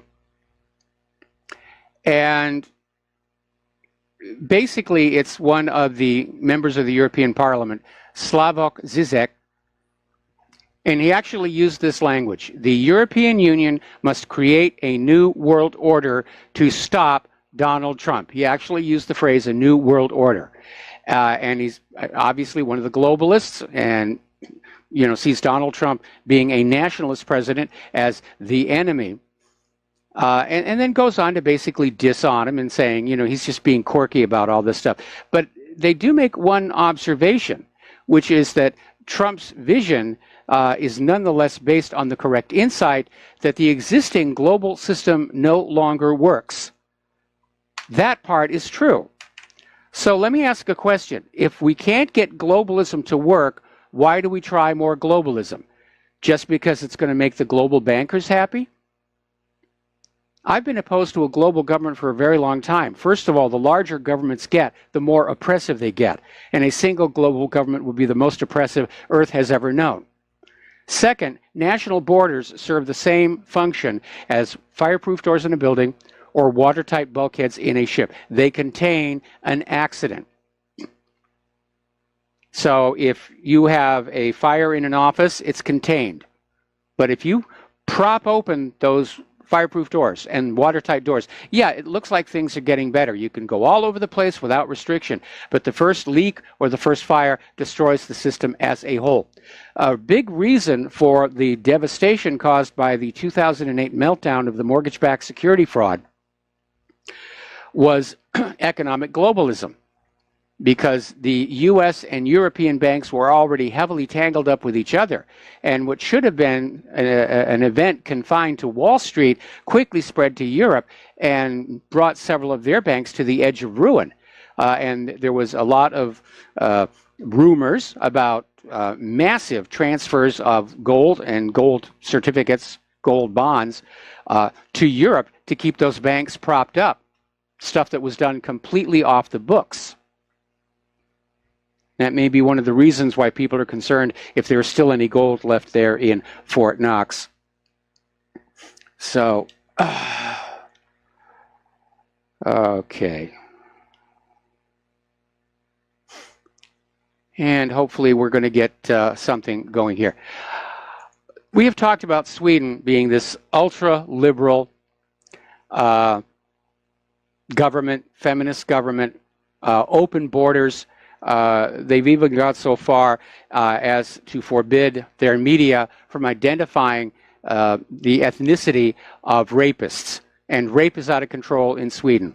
Sweden has become the rape capital of the world because of all this open border refugee nonsense. But the Swedish people are starting to wake up because their populists is now the biggest party, meaning the next elections, Sweden will also have a Eurosceptic, close the borders, nationalistic government. And another story, this one out of Voice of Europe. Non-Western asylum seekers to cost Dutch society billions, study shows. Now, they're making a point here to break the refugees into two groups. And there's one group which are people who want to come and live and work and study in the Netherlands, and they pretty much take care of themselves. But the asylum seekers, they're just pouring on in and just sitting there on social services, and they are in fact costing the government a huge, huge amount of money. All right.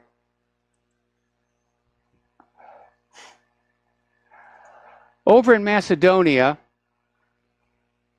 they're finally seeing a way forward for Macedonia to join the European Union, although why Macedonia would want to remains a mystery to me when you look at how bad things are in the EU.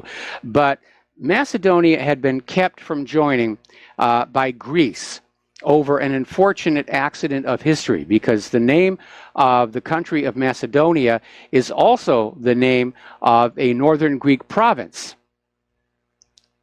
And they've been kind of at loggerheads, but finally, Macedonian Prime Minister said what they're going to do is they're changing the name of the country to the Republic of Northern Macedonia. Greece has dropped its opposition, and now, should Macedonia still want to, they can join the EU.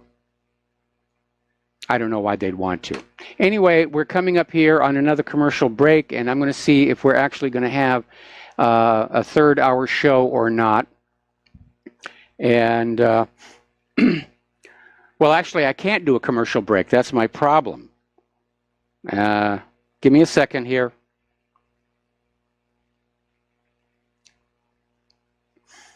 All right, I'm texting him to see what's going on here. Now, as you know, as part of the zero-tolerance immigration policy Trump has put on in, which I'm in agreement with, illegals, families caught coming across the border, the parents are arrested and thrown in detention centers or prison. The children are taken away from them. A lot of people are saying that's inappropriate. I would tend to agree. But they have brought so many of these children in, they're running out of places to put them. And now Trump is planning to put up tent cities for these kids.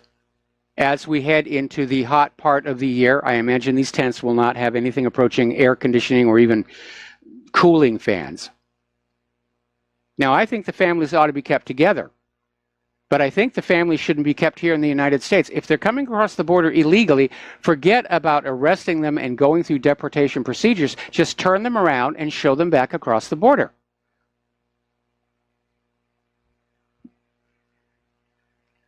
Okay. Over in California, a ballot initiative has qualified for the November election, which will divide California into 3 new states, which I presume is going to be a Northern California, a Southern California, and a Central California. And I imagine a lot of that has to do with the ethnicity of Southern California, with all the illegal immigrants and refugees. And I think probably the Central California issue has to do with the fact that the Central Agricultural Valley of California has long felt neglected by Sacramento, especially when it comes to the issue of water and water rights. Because, as you know, agriculture takes water. And California's government has been selling California's water to companies like Nestle, who are pumping those aquifers dry, leading to serious water restrictions in California. And a lot of people are starting to leave California because just how crazy it's gotten there. But whether the ballot initiative will be voted for is one thing, and whether the California Supreme Court would allow it would be another, because there have been ballot initiatives passed in the past. The will of the people has been expressed, and the California government will say, no, we're not going to go along with that. We absolutely refused.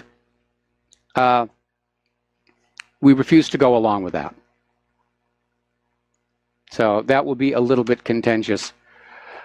When Claire and I lived there, I loved California. I loved the San Fernando Valley. I loved working in Hollywood.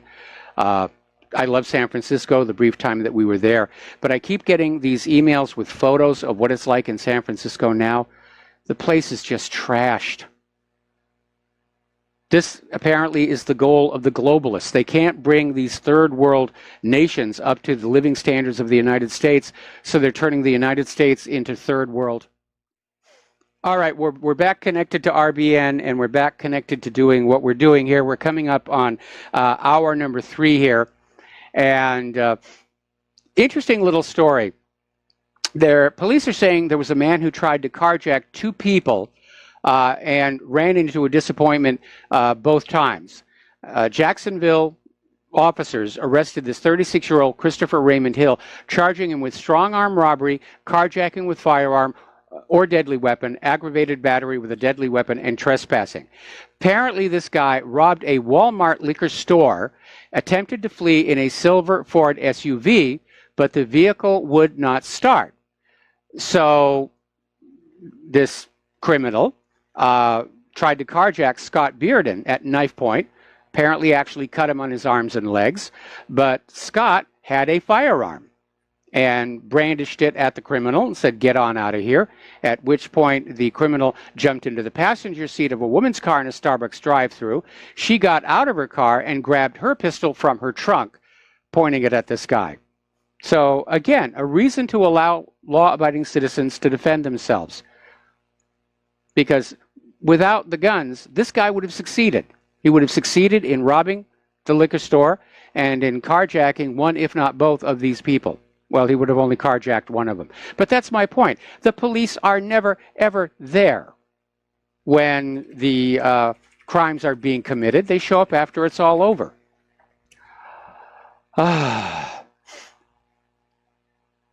Now, apparently, online firearms retailer Brownells over the weekend had their popular YouTube channel terminated by YouTube, which is currently owned by Google, But apparently there was a huge public outcry, and the YouTube channel was back in service as of Sunday evening with some 22 million views logged across all videos. Apparently there's a lot of educational and gun safety material that is on that. And I can't understand why the gun grabbers would be opposed to teaching gun safety. I understand why the gun grabbers are opposed to gun violence and gun recklessness. But why would the gun grabbers be opposed to teaching people the safe handling of firearms? That they're not to play with, that they're not an open-air giant computer game. Meanwhile, Intuit credit card service has, without any warning, shut down payments on all gun purchases. I think somebody needs to have a class action lawsuit. And it's kind of funny here. The same liberals who are out there saying that companies can refuse to do business with gun owners are the same ones who screamed to high heaven when a baker refused to make a wedding cake for a gay couple. And it's another example of the double standards and hypocrisy that we see coming from the liberals. They just say what they want at that particular moment. Doesn't have to make sense. There doesn't have to be an overall cohesive platform or policy, which with the liberal Democrats there isn't. That's why they're playing all these cards. All right, we got to take a break for station identification. We'll be back after these few words from our sponsors. And aloha, America. Welcome back to our show. Hour number 3. The phone lines are open, 800-313-9443. And we're dealing with electricity issues here. And, of course, that entire control room is run with this little generator attached to a wire wheel. And there's a hamster in there. And I think maybe we need to get a second hamster in there as well to maybe get the voltage back up here again. All right, word has just come on in. The United Nations General Assembly, which was meeting in emergency session, has passed a resolution condemning Israel for excessive use of force against Palestinian demonstrators on the Israeli-Gaza border and calls for protection of the Palestinian civilian population. It was adopted with 120 votes in favor, 8 votes against, and 45 abstentions. So a lot of arm twisting going on, but they couldn't stop it from happening. And, of course, Nikki Haley is out there saying, no, it's Hamas. Please, it's Hamas. You're going to make me cry. Apparently, somebody's already thrown a big monkey wrench into this story over Macedonia merging with the European Union because Macedonian President George Ivanov is saying he will not sign the agreement on changing the name of the country. He's saying it's harmful to the country. He believes that Macedonia should go on being Macedonia. And he will not change the Constitution, and he will not accept the conditions for using the name for all purposes and opportunities. So Macedonia may actually be better off for that. We have yet another story about TSA ruining somebody's life. A gentleman named Rustam Kazazi is an American citizen, and hang on a second.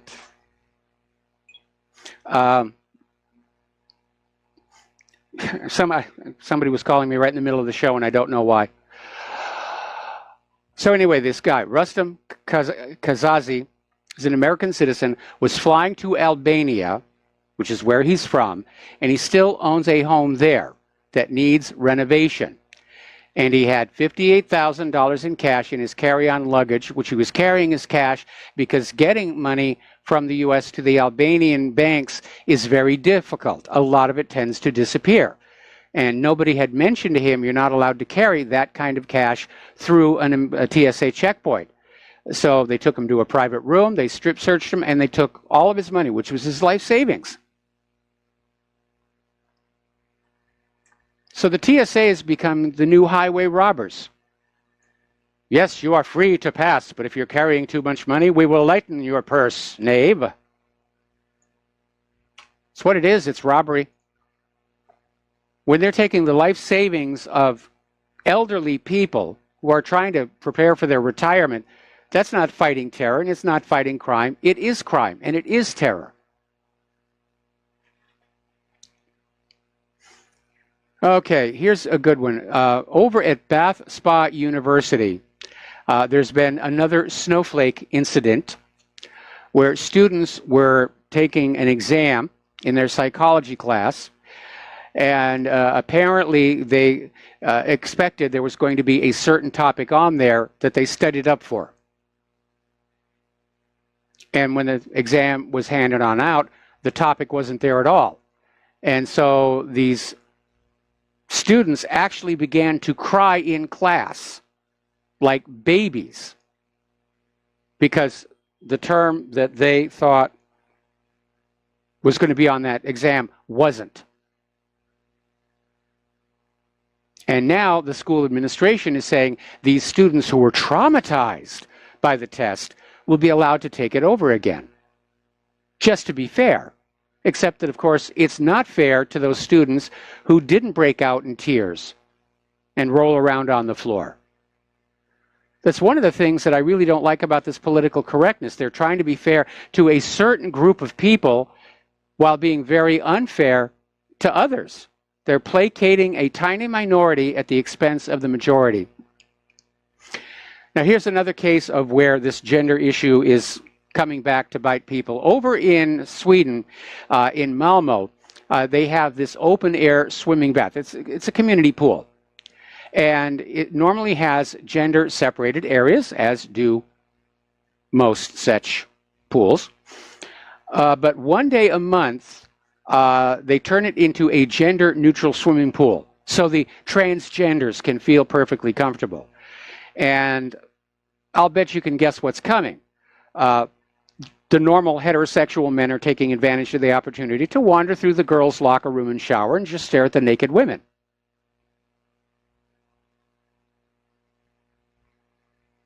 They don't think these things through, or they don't care.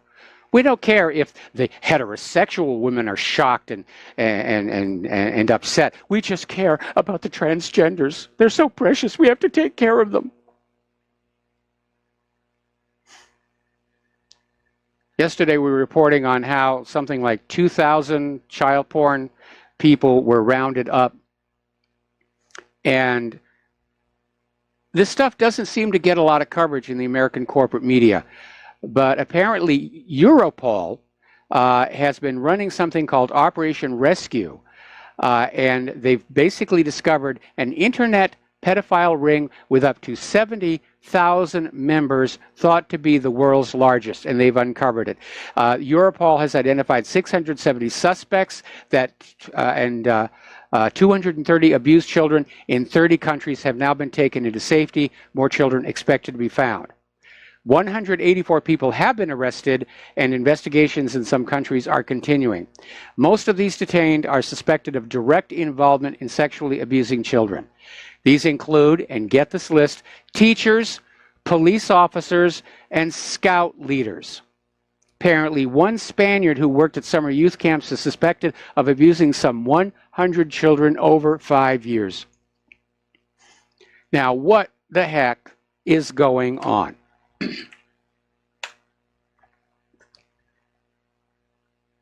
Does this get back to my comment about the proliferation of psychiatric medication driving us all crazy?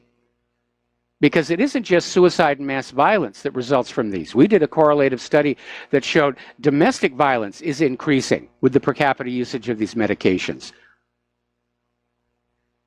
Claire and I are seeing a lot more road rage today than when we first moved here. Is that linked in with people on prescription antidepressants? One of the things that SSRIs and other prescription antidepressants do is they interfere with your impulse control. In other words, when you're on these medicines, you'll get an idea, pops into your head, you've got no way to stop it. You just go forward with it. Because I'd sure like to know what the heck is going on, because this is unacceptable to have this happening to children. It's unacceptable. All right, we're going to do a shout out now to our honor affiliates who are just now rejoining our network.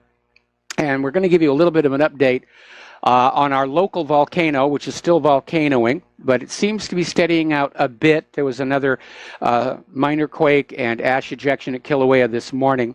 The total loss to real estate is now 700 homes.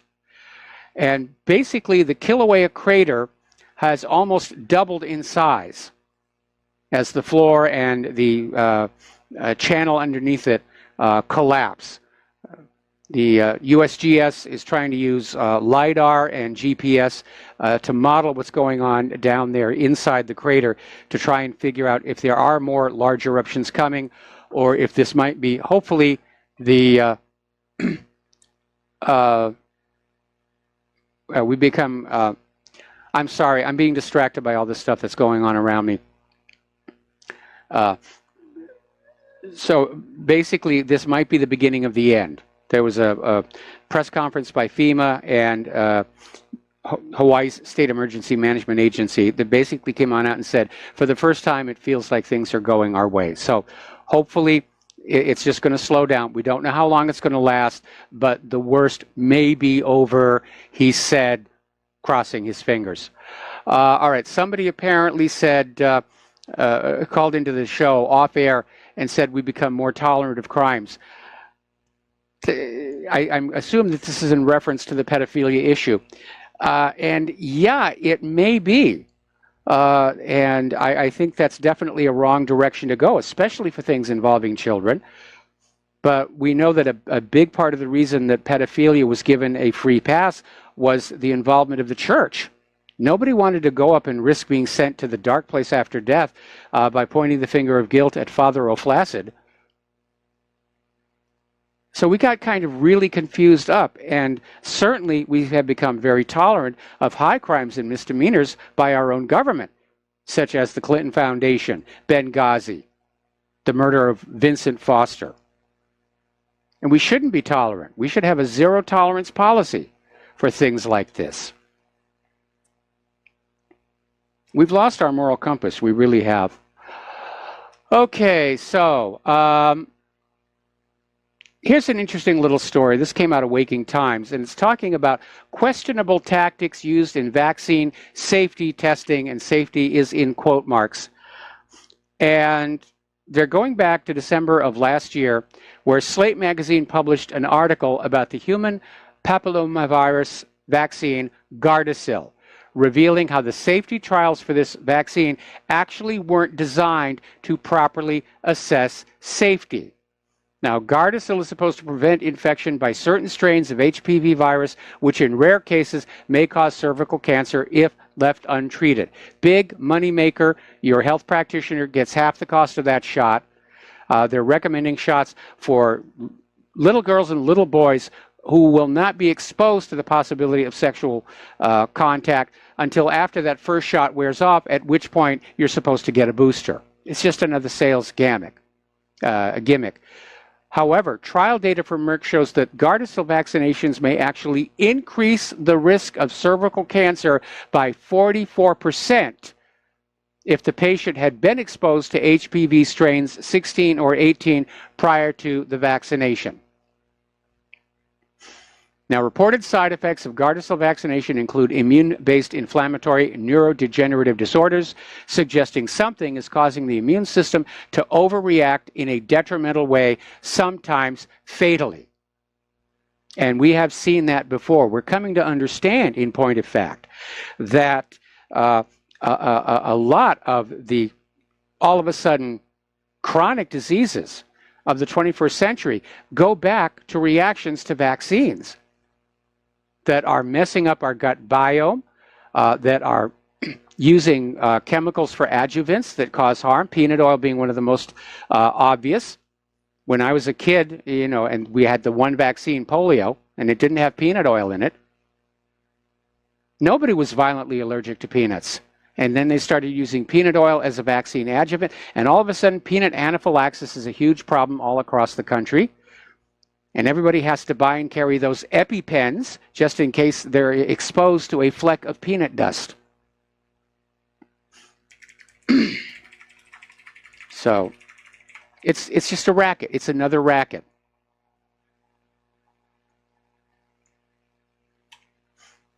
Okay, now talking about computers and other things like that.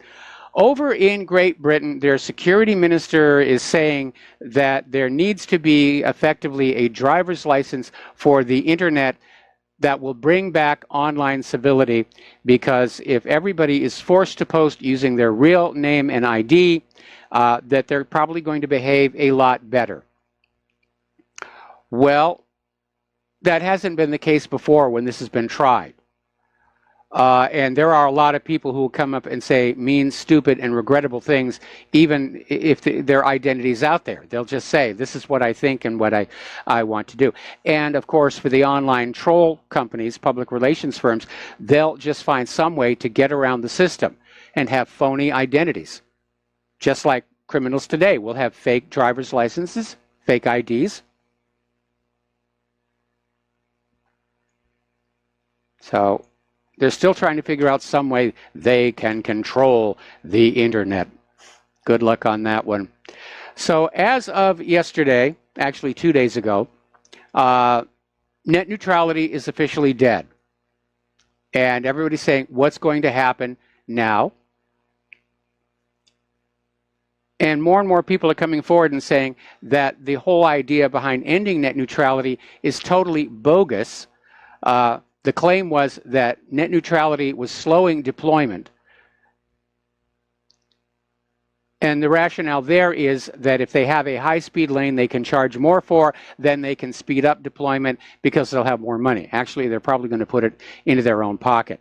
Now, Senators Wyden and our own Senator Schatz from here in Hawaii want to know why the FCC made up a bogus DDoS attack.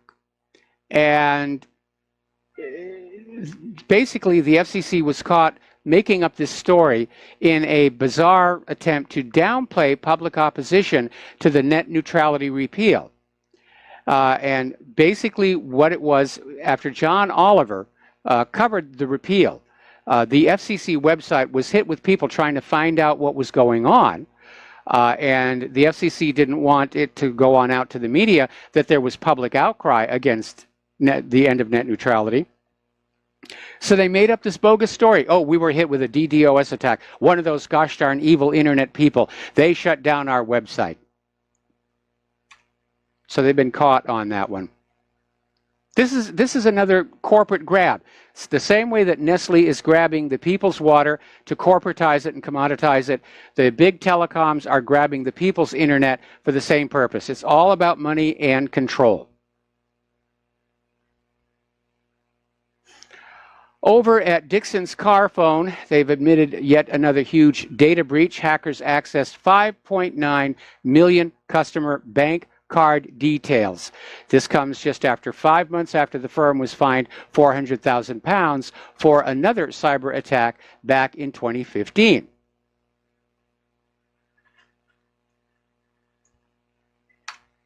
So there is something fundamentally wrong with our consumer level, at least, IT infrastructure. No matter how many patches come on out, there are still holes in it. There has to be a fundamental change to the way these machines are operating so that they cannot be hacked, especially secure servers. And the problem is, progress is a two-edged sword. The more complex and advanced we make these systems, the more loopholes are still in them. That's been a problem all along. Now, here's a very interesting little story. This came out of Middle East Monitor. The U.S. State Department has announced the imposition of sanctions on 2 Israeli companies that the authorities claim cooperated with a Russian cyber attack against American authorities. Now, this has nothing to do with the claim that Russia interfered with the election or hacked the DNC server back in 2016. But they're claiming that Russia and Israel were mounting cyber attacks against large American institutions, including vital energy networks. Now, here is a possibility that maybe it was just the Israeli companies and they were trying to frame Russia.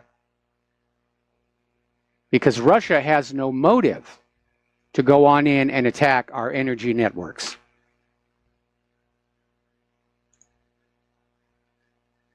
So another false flag out there. We're back to demonizing Russia. Russia's bad. Russia's bad. All right, I mentioned earlier when we were talking about Tesla letting go 9% of its employees that we would have a follow-up story. And apparently car makers are now being told they can no longer describe their vehicles as self-driving because there have been a number of crashes recently because the drivers / passengers are over-reliant on the technology. They believe it's a self-driving car, and they send the car off on its destination. They're reading a newspaper or something.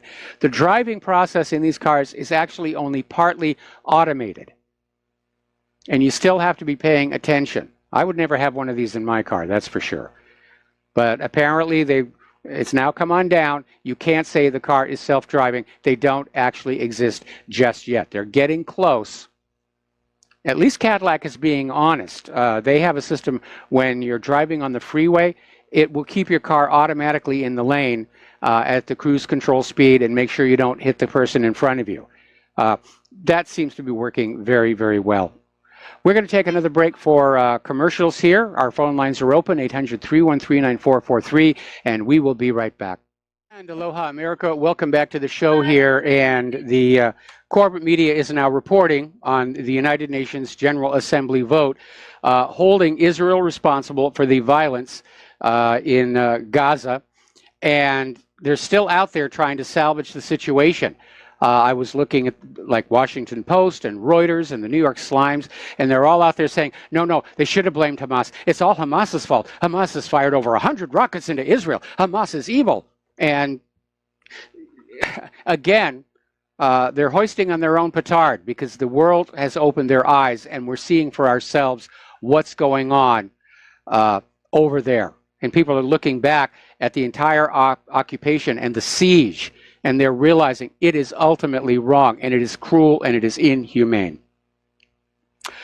All right, we're going to get into some science news here. And as we mentioned the other day, there is a massive dust storm showing up on Mars. It's now engulfing 1/4 of the planet. And these storms are epic. They can cover the entire planet. They can last for months. And it is a big problem for any spacecraft on the surface that use solar power because the light just isn't getting down there. And apparently the Opportunity rover has stopped responding to NASA's communications. And NASA is assuming that right now the battery is likely so low that only a clock is still working that wakes the spacecraft up for periodic power level checks, so that if and when the power comes on back, the spacecraft will respond. Here is the issue. If those solar cells are still coated with dust when the dust storm ends, they're never going to get that back. And that's just an absolute shame because Opportunity's been doing wonderful work. Fortunately, this hopefully will not affect Curiosity, which is powered by a radioisotope thermoelectric generator. The only issue there, of course, is that these very, very fine particles of dust being blown into areas where they ought not to go. And as you know, they only just now got that drill at the end of the arm to operate again. So Mars can be a very, very tough place. It really, really can. Now, not too long ago, I was reporting on this scandal down in Chile where every one of the Catholic bishops resigned over this sex abuse scandal. And apparently, Pope Francis is refusing to accept the resignations except for 3. Bishop Juan Barros of Osoma, Bishop Gonzalo Duarte of Valparaiso, and Bishop Christian Caro of Puerto Montt. And Barros is accused of covering up the crimes of Father Fernando Caradima, who was first accused of abusing teenage boys in Chile all the way back in 1984. And it may be that it is this conflation of church and this kind of behavior that has convinced some people that it's somehow acceptable, which I find absolutely appalling. Story coming out of Blacklisted News, and it's rather interesting. There's this NCMEC report that shows 88% of missing sex-trafficked kids are coming from U.S. foster care.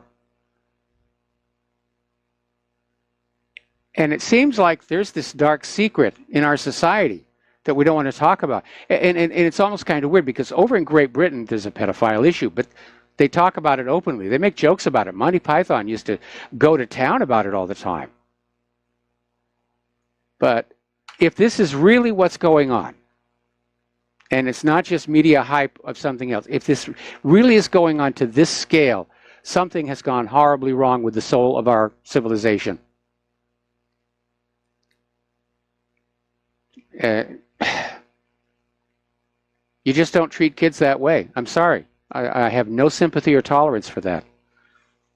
You let kids stay kids for as long as they can because growing up is a one-way trip. You don't get to go on back to believing there's a Santa Claus. When you steal that kid's innocence prematurely with this kind of behavior, that really is a sin, I think. Now, Robert De Niro, as you know, has come under attack for his standing up there at the Tony Awards and screaming blank Trump twice and getting a thunderous standing ovation for it. Trump has already fired back, saying that Robert De Niro has a low IQ, which I don't think that's true. In fact, I think that kind of an insult was beneath Donald Trump. He could have been a little bit more creative, you know, and other people are coming to De Niro's defense, saying that when it comes to criticizing and attacking Donald Trump, there is no such thing as too far. And I disagree with that. I want to keep the discussions civilized and dignified and productive. And there's nothing productive about standing up on the stage at the Tony Awards and shouting blank Trump. That doesn't get you anywhere. It just increases the animosity. Okay, we're going to take another commercial break here.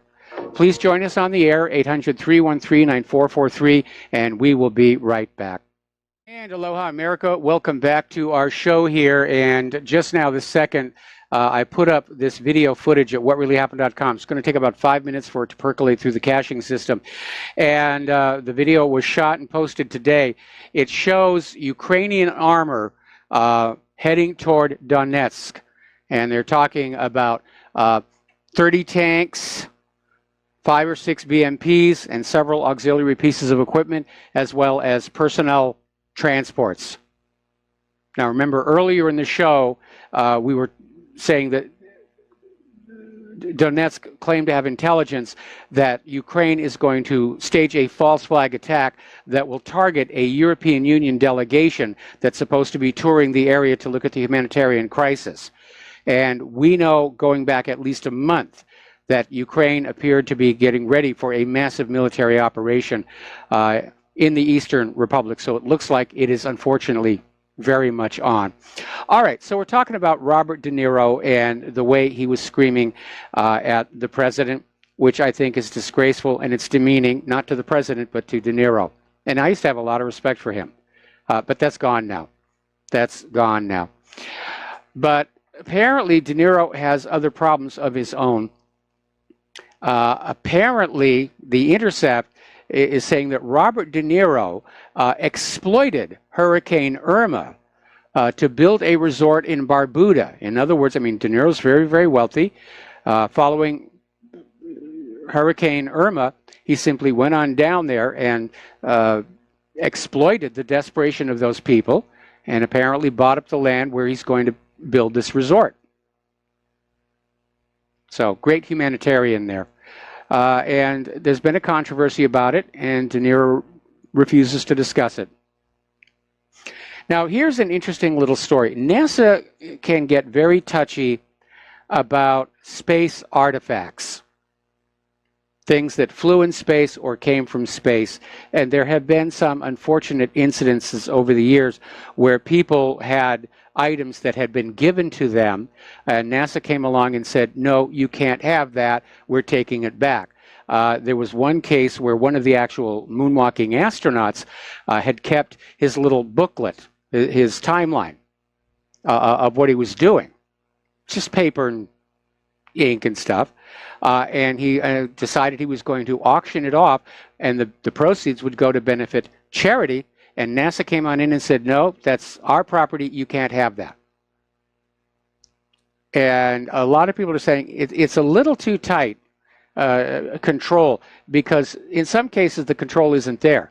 Following Apollo, NASA, specifically the U.S. government, made gifts to the leaders of the rest of the world of small little lucite paperweights with a little tiny chip of the moon in it.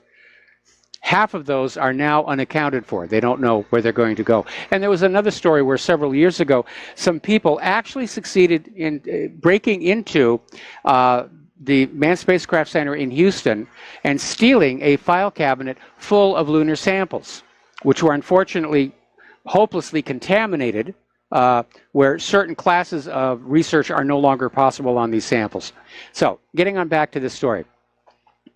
Apparently, over in Cincinnati, there's this lady, Laura Chicho, and she's filed a lawsuit in federal court over a vial of moon dust that was given to her by Neil Armstrong. And what makes this case very, very different is that there was a note by Neil Armstrong saying, this is a gift from me to you. And she basically wants a guarantee that NASA's not going to come and take it. Now, Chicho's father, Tom Murray, was a pilot with the U.S. Army, spent a lot of time together with Armstrong. And sometime in the 1970s, Armstrong gave the violet moon dust along with a handwritten note to Murray's little girl. And so Chicho is now suing NASA because the agency has a history of seizing suspected lunar material from private citizens. It's not just lunar material. Again, with the case of the astronaut, they're seizing flight manuals. And I agree that to an extent this material should be in museums for everybody to share. But little tiny things like the ballpoint pens and whatnot. Of course, remember the trouble Gordon Cooper got over those Mercury dimes that he took into space with him. He was going to hand them out as souvenirs after he got done. Oh, and by the way, during missions, most recently the shuttle, there is a personal pouch for the astronaut. It's not very big, about the size of a loaf of bread, but the astronaut can put whatever they want in there. Pictures, something to read. Very often, the astronauts do stash it up with all kinds of things that they're going to give out as souvenirs. But none of them are official NASA artifacts, so NASA doesn't talk about that. But it is a little bit uptight. And I hope this lady wins her lawsuit, because it was a gift from Neil Armstrong. And he did write the note, and that basically documents it. Okay. Seem to have our electricity back up. I did check. There actually is a power outage near to where RBN is. Apparently, I don't know if that's what tripped off our issues or not. Over off the Norfolk coast, the world's 5th largest wind farm has just opened. It features 91 turbines, and these turbines are each greater in diameter than the London Eye. The blades on these turbines are 250 feet long. They're made at the Siemens Gamesa Blade Factory in Hull. And so this thing is just huge, and it is just absolutely enormous, and I hope it works. The problem is some of these wind farms have run into trouble when it stops being windy, which things have been known to happen like that. Okay, now, somebody, Member Story, just put up this article, and I think this was in response to my comments about how San Francisco, Los Angeles, North Hollywood have deteriorated. Because every once in a while, I'll go into Google Earth and I'll use the Street View feature to go back and visit places I used to live. And they're all greatly deteriorated. It's very heartbreaking and disappointing to see. Nothing's being kept up here. So somebody put up this map that shows San Francisco is in fact covered with human poop. part of it's cultural. I remember when I worked at Magic Mountains, it was not unusual to see the Hispanic guests just have their kids relieve themselves on any patch of grass. I mean, I remember one time they were standing right in front of the restroom, but apparently they couldn't read that that was the restroom. Story coming out of Investment Watch blog, again saying the stock market is hideously overvalued. Another article, this one from Redress Online, asking, this is Stuart Littlewood, by the way, will the slaughter in Gaza finally prick the international conscience for firm action? I think it has. I think it has. I think Israel finally had its Amritsar, and the world is noticing, and we're not going to be silenced by screams of anti-Semite and Palestinian terror. There's a website called ifamericans.org where the actual numbers of who is shooting at who by how much are carefully cataloged. And you've got Israel's agents over at the UN screaming that Hamas has fired 100 rockets into Israel. Well, contrast that with the thousands of rockets and bombs Israel has dropped onto Gaza. The issue is the people of Gaza, the Palestinians, have as much a right to their own country as Israel does. And I know I'm going to get letters saying, no, they do not.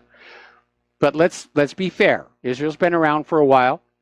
They should have a right to a place called Israel, but Palestine needs a right to a place called Palestine. And what is behind all of this suffering and all of this war and bloodshed is this arrogant presumption of entitlement by Israel, that they're allowed to have it all and take it all, and nobody else is allowed anything. Because if Israel would just grant to Palestine that which it demands for itself, a recognition of a right to exist, a lot of these problems would go away. You've got all these nations in the Middle East who are ready to recognize Israel's right to exist as soon as Israel recognizes Palestine's right to exist. But Israel continues to say, no, there's no Palestine. There's no such thing as Palestinians. And then, like we reported earlier, they start moving the military into the archaeological remains of the Palestinian people in order to destroy them. I think the world is outraged. I'm outraged. This is unacceptable. This is absolutely unacceptable. First of all, to be shooting at medics intentionally, to be shooting at journalists intentionally, to be aiming at elbows and knees to permanently cripple these people with these expanding bullets. These are war crimes. There's absolutely no question in my mind that these are war crimes. So David Steele over in the House of Lords is saying, we cannot allow the Israeli government to treat Palestinian lives as inferior to their own, which is what they consistently do. Well, the Israelis treat everybody's life as inferior to their own. That's been a big part of the problem. God's chosen people. We're special. We're elect. So Lord Steele of Achewood did a speech in the House of Lords debate saying that this House takes note of the situation in the Palestinian territories. And what he said was, my lords, I put in for the ballot for today's debate just after the terrible slaughter of 62 Palestinians inside the Gaza fence, which included 8 children. I should at the outset declare a former interest. I served for 7 years as president of the charity Medical Aid for Palestinians, and I'm delighted to see that the current president, the noble Baroness Lady Morris of Bolton, is to speak in this debate. During that time, I visited Israel, the West Bank, and Gaza several times, once touring Gaza just after the CAS-led operation, when I saw for myself the wanton destruction of hospitals, schools, and factories in what was described by David Cameron as one vast prison camp. Before anyone accuses me of being one-sided, let me also say that I spent an afternoon with the local Israeli MP in the Ascalon area of the south of the country and fully understand the intolerable life of citizens there threatened by rockets fired by Hamas from inside Gaza, or it should be noted by somebody pretending to be Hamas. Because if you notice, those rockets never hit anything. It's kind of hard to be terrorized by a rocket coming out of Gaza when all they ever hit is dirt. And every time Israel wants to go on in and bomb the heck out of Gaza, there's a convenient rocket flying over that fence.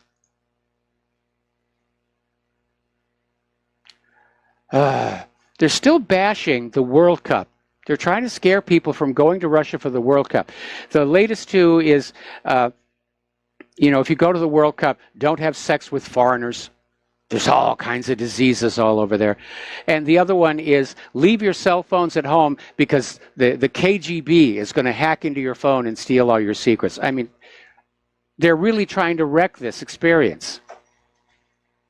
How petty. How absolutely childish. Apparently, the rush to robotization is continuing, and we're hearing from McDonald's that they're going to go full kiosk in a couple of years. We're hearing from Citibank that they want to go more machine, less people. We're hearing from customer service organizations that with the advances in natural language processing and artificial intelligence, that a lot of customer service phone bank jobs are now going to be run by computers. Ooh, isn't technology wonderful? And yes, it is, don't get me wrong. But you're missing the important point here. In order for us carbon-based life forms, us human beings, to go into those shopping malls and buy the products you are selling, we have to have jobs that pay us enough money to not just survive, but to go into those shopping malls and sell the products you're selling, or buy the products you're selling.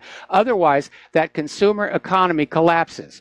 And prior to the 2008 meltdown, consumer spending was 60% of the U.S. economy.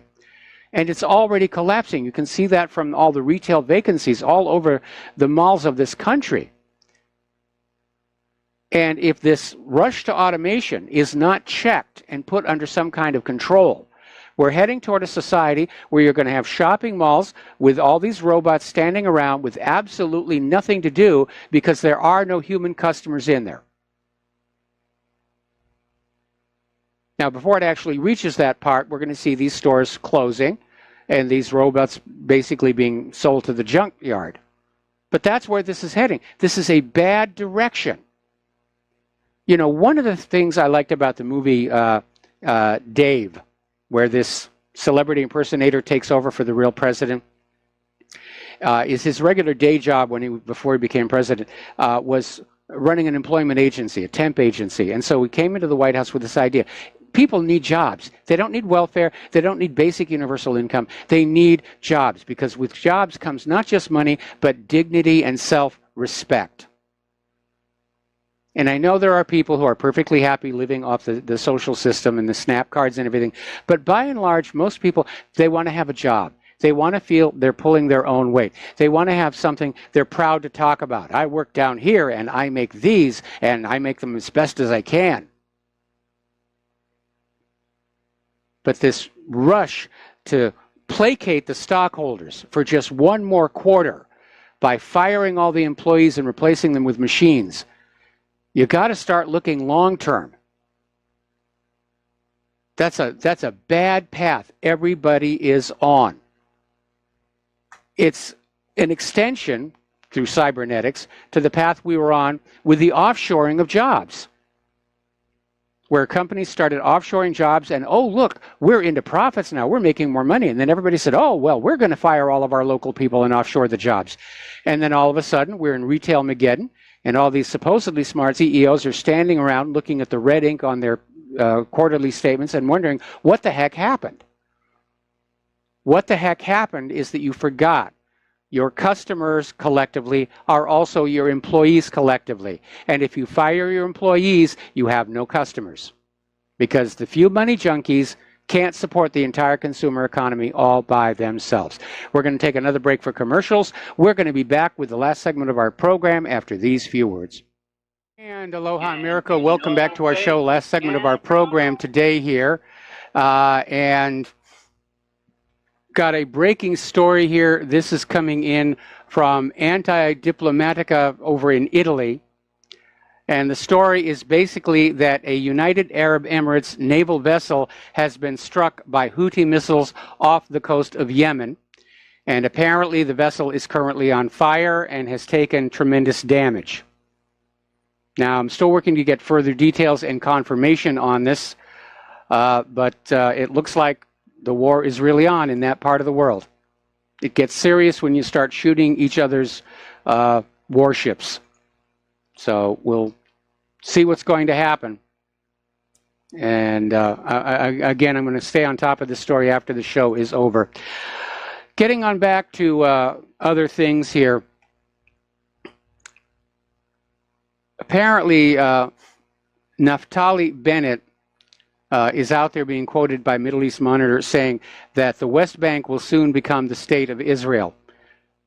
So again, that's always been Israel's goal. They don't want a Palestine there. They want it all. It was only a week ago we were hearing senior people in the government of Israel saying, let's just go into Gaza, bomb it all out, get it over with. Everybody will forget eventually. The corporate media will cover it up for us.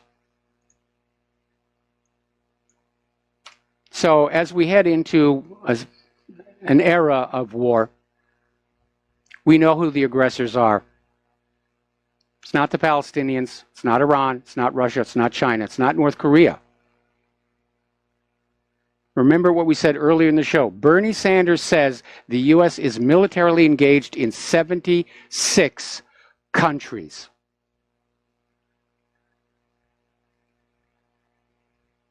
That's a lot of war. And I think at this point we can say, yeah, it is a world war. And that a lot of what's going on is in fact being hidden from you. Because I did not know that the U.S. was in 76 countries militarily. I know there's 7 acknowledged wars and presumably a handful of covert operations. But 76, that's a lot. That's a good chunk of the world. So we'll see what's going to be happening here over in Yemen, but it's looking more and more serious. And I feel really bad for those people because they didn't do anything to deserve this other than want to live their lives and run their own country. That's it. The same thing any sane person would want. But we seem to be returning to an age of colonial empire, of the large nations going on out and reconquering the smaller nations and turning them back into vassal states.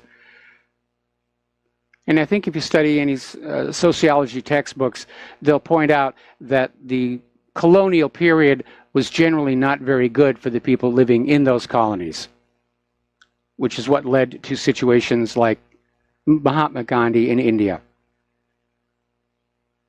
So, all right, there's the music. Time for me to get on out of here and get something useful done with the rest of the day. Stay tuned for John Stadmiller's program. I'm sure he's got a lot of interesting things to share with you. Please take what you learn here, share it with everyone that you know by face-to-face meeting. Let's bring back the art of the conversation, or email. Forget about social media. It's totally filtered, totally scrubbed right now. And please donate to RBN. Please donate to whatreallyhappened.com. We'll be back tomorrow. Aloha, America.